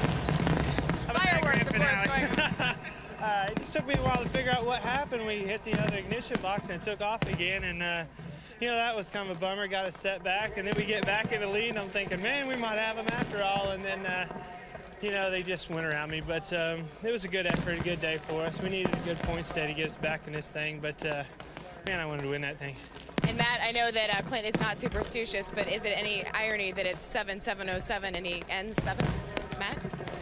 Could be, and Jeff Gordon had a great top 5 finish. At times it seemed like we were at Talladega. At other times it seemed like we were at the Lowe's Motor Speedway. How crazy a night was it for you? Oh, it was nuts, man. We weren't very good. You know, we really struggled, and I got to give a lot of credit to this race team because they never gave up. They made great adjustments, and you know, this DuPont Pepsi Chevrolet was pretty awesome there at the end. You know, I got into the outside lane, made some good moves, and you know, then I was just kind of stuck there. And I made a bad move when I tried to go around the 26th outside. It was too early, and I thought I was in big trouble. But you know, I had the momentum, so I tried to go with it. Luckily, I got back to the inside and got back up in the top 5. And the top 5 is a great finish for us tonight because we had about a 12th, you know, 15th place car, and that was a great effort. Typically here, you always have a certain lap in your mind. You need to start making your way to the front if you're at a certain point in the field. Was it different tonight? I was trying to get the front every single lap out there. You know, luckily the cautions fell right for us where we got to get 4 new Goodyears, and you know, when the cautions fell, we were able to either come in and get 4 more, or we stayed out that last time, and we had track position, and you know, then we were able to get the lead. And I mean, unfortunately, I lost my drafted partner Casey Mears, and also in Jimmy Johnson. Looked like, you know, those tires finally wore out on Casey, so I knew I was a sitting duck at that time. Thanks, Jeff. Yeah, great job to Jamie McMurray too. He drove the wheels on that thing. He was completely out of control, but he got it to the finish line first. That's all that matters. Jeff Gordon, 5th here at Daytona, Ralph. Well, we're down here with Carl Edwards, who had his best restrictor plate finish of the year. Coming into tonight, he hadn't done better than 23rd, now a 4th. What's made the difference? Well, through a lot of the race, it's just my team. You know, the stops were great. My teammates worked with me really well. Now, let me tell you, I came here to win this race, but I've never been so excited to see somebody else win. You know, to see Jamie McMurray and that 26 team get a win, that's really special. And, you know, there at the end, I had a decision. In turn 3, I thought, man, I could make it 3 wide, or I could push him. And I just thought I'd push him. He's a good guy, and he deserves to win. He works hard. Just awesome to be a part of a race like that. Dale, it's been kind of a tough year for the Roush team, but tonight, 2 cars in the top 5. It almost looks like those guys had fun tonight. You know? Racing. Well, now that it's over, they're having fun. Okay, got a couple things to sort through here. Jamie McMurray led early in this race, but watch here, he's going to go down left side tires below the yellow line. Got black flag for that. Had to make a pass-through penalty and basically was a half a lap behind the pack. Caught a caution at the right time to stay on the lead lap. Then worked his way to the front, and then this is the finish. NASCAR began electronic scoring in 1993. Since that time, this ties for the 2nd closest finish since they began electronic scoring in 1993. It ties with an Earnhardt. Dale Earnhardt win over Ernie Irvan at Talladega in July of 1993. The closest finish was at Darlington in March of 2003. Ricky Craven beating another Busch, Kurt Busch. So Jamie McMurray in victory lane.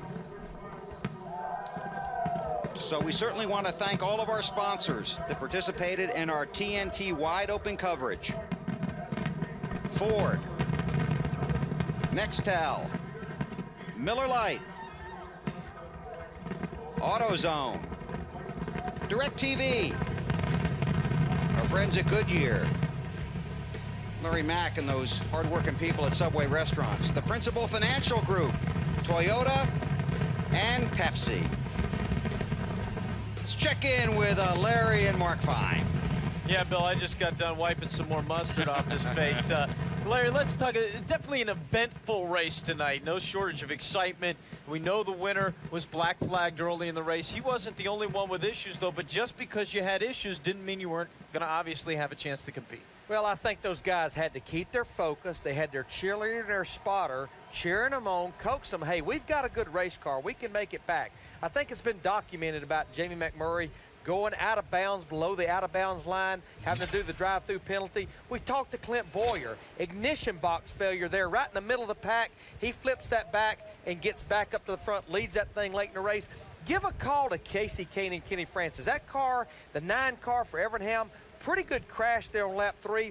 That kept fighting back, and who would ever believe this would only be his second top 10 finishes? But I think, all in all, Mark, you've got to give a huge call to the Roush Fenway group. This is a racetrack that Chevrolet has been normally the dominant manufacturer over the last 5 or 6 years. They've won 11 of the last 13 races. The Cat in the Hat, Roush Fenway, all 4 of their 5 cars up there in the top 7 or top 8. Yeah, 11 of the last 13 coming into this race, and 7 straight before Ford got the win today. Bill, back up to you guys. Thanks, you guys. Hope you enjoy the race. It was fun to watch and work with you. You saw the finish order on the ticker at the bottom of the screen. We're running the points for you now. Jeff Gordon now 277 over Denny Hamlin. Dale Earnhardt Jr. in 12th, but just 49 points ahead of Jamie McMurray. That's the final spot, obviously 12th, to get in the chase for the championship. This is why they sell tickets at Daytona and Talladega. Well, it's a different race than we see in the 500 in February, and I think it's a funner race to watch, Kyle. I mean, because, you know, these guys are working a lot harder. Their cars are sliding around. And, well, it obviously doesn't get much more exciting than the finish we had here tonight. Yeah, this had everything. This had, you know, a slick racetrack, so drivability was critical here, more so than the aero that we talk about all the time when we go to Daytona and Talladega. Pit strategy, whether it was 2, whether it was 4, whether it was pit, whether it was not pit, it didn't make any difference. And finally, it comes down to an 8 or 10 lap shootout, and it's some of the greatest race car drivers in the world. I've gained a lot more respect in the 6 weeks that I've worked up here with you guys for what these guys can do on a racetrack, because these guys are magic in a car. It's amazing to watch week in and week out, and especially at the restrictor plate tracks. Next week, it's NASCAR Nextel Cup Racing from Chicago. Join us next Sunday. Our coverage begins at 2:30 Eastern Time with NASCAR on TNT Live, followed by the Countdown to Green, and then the race from Chicago. Now, coming up next on TNT, it's a special encore presentation of 24 by 24 Wide Open with Jeff Gordon. But this broadcast team is not done. We're going to the internet. If you want more post-race coverage from here at Daytona, go to NASCAR.com for the Jack Daniels post-race show. Our entire TNT crew will meet you there in just a matter of seconds. We'll have more interviews and more race analysis. Hope you enjoyed our wide-open coverage from Daytona. Jamie McMurray will always be known as a Daytona winner. See it.com.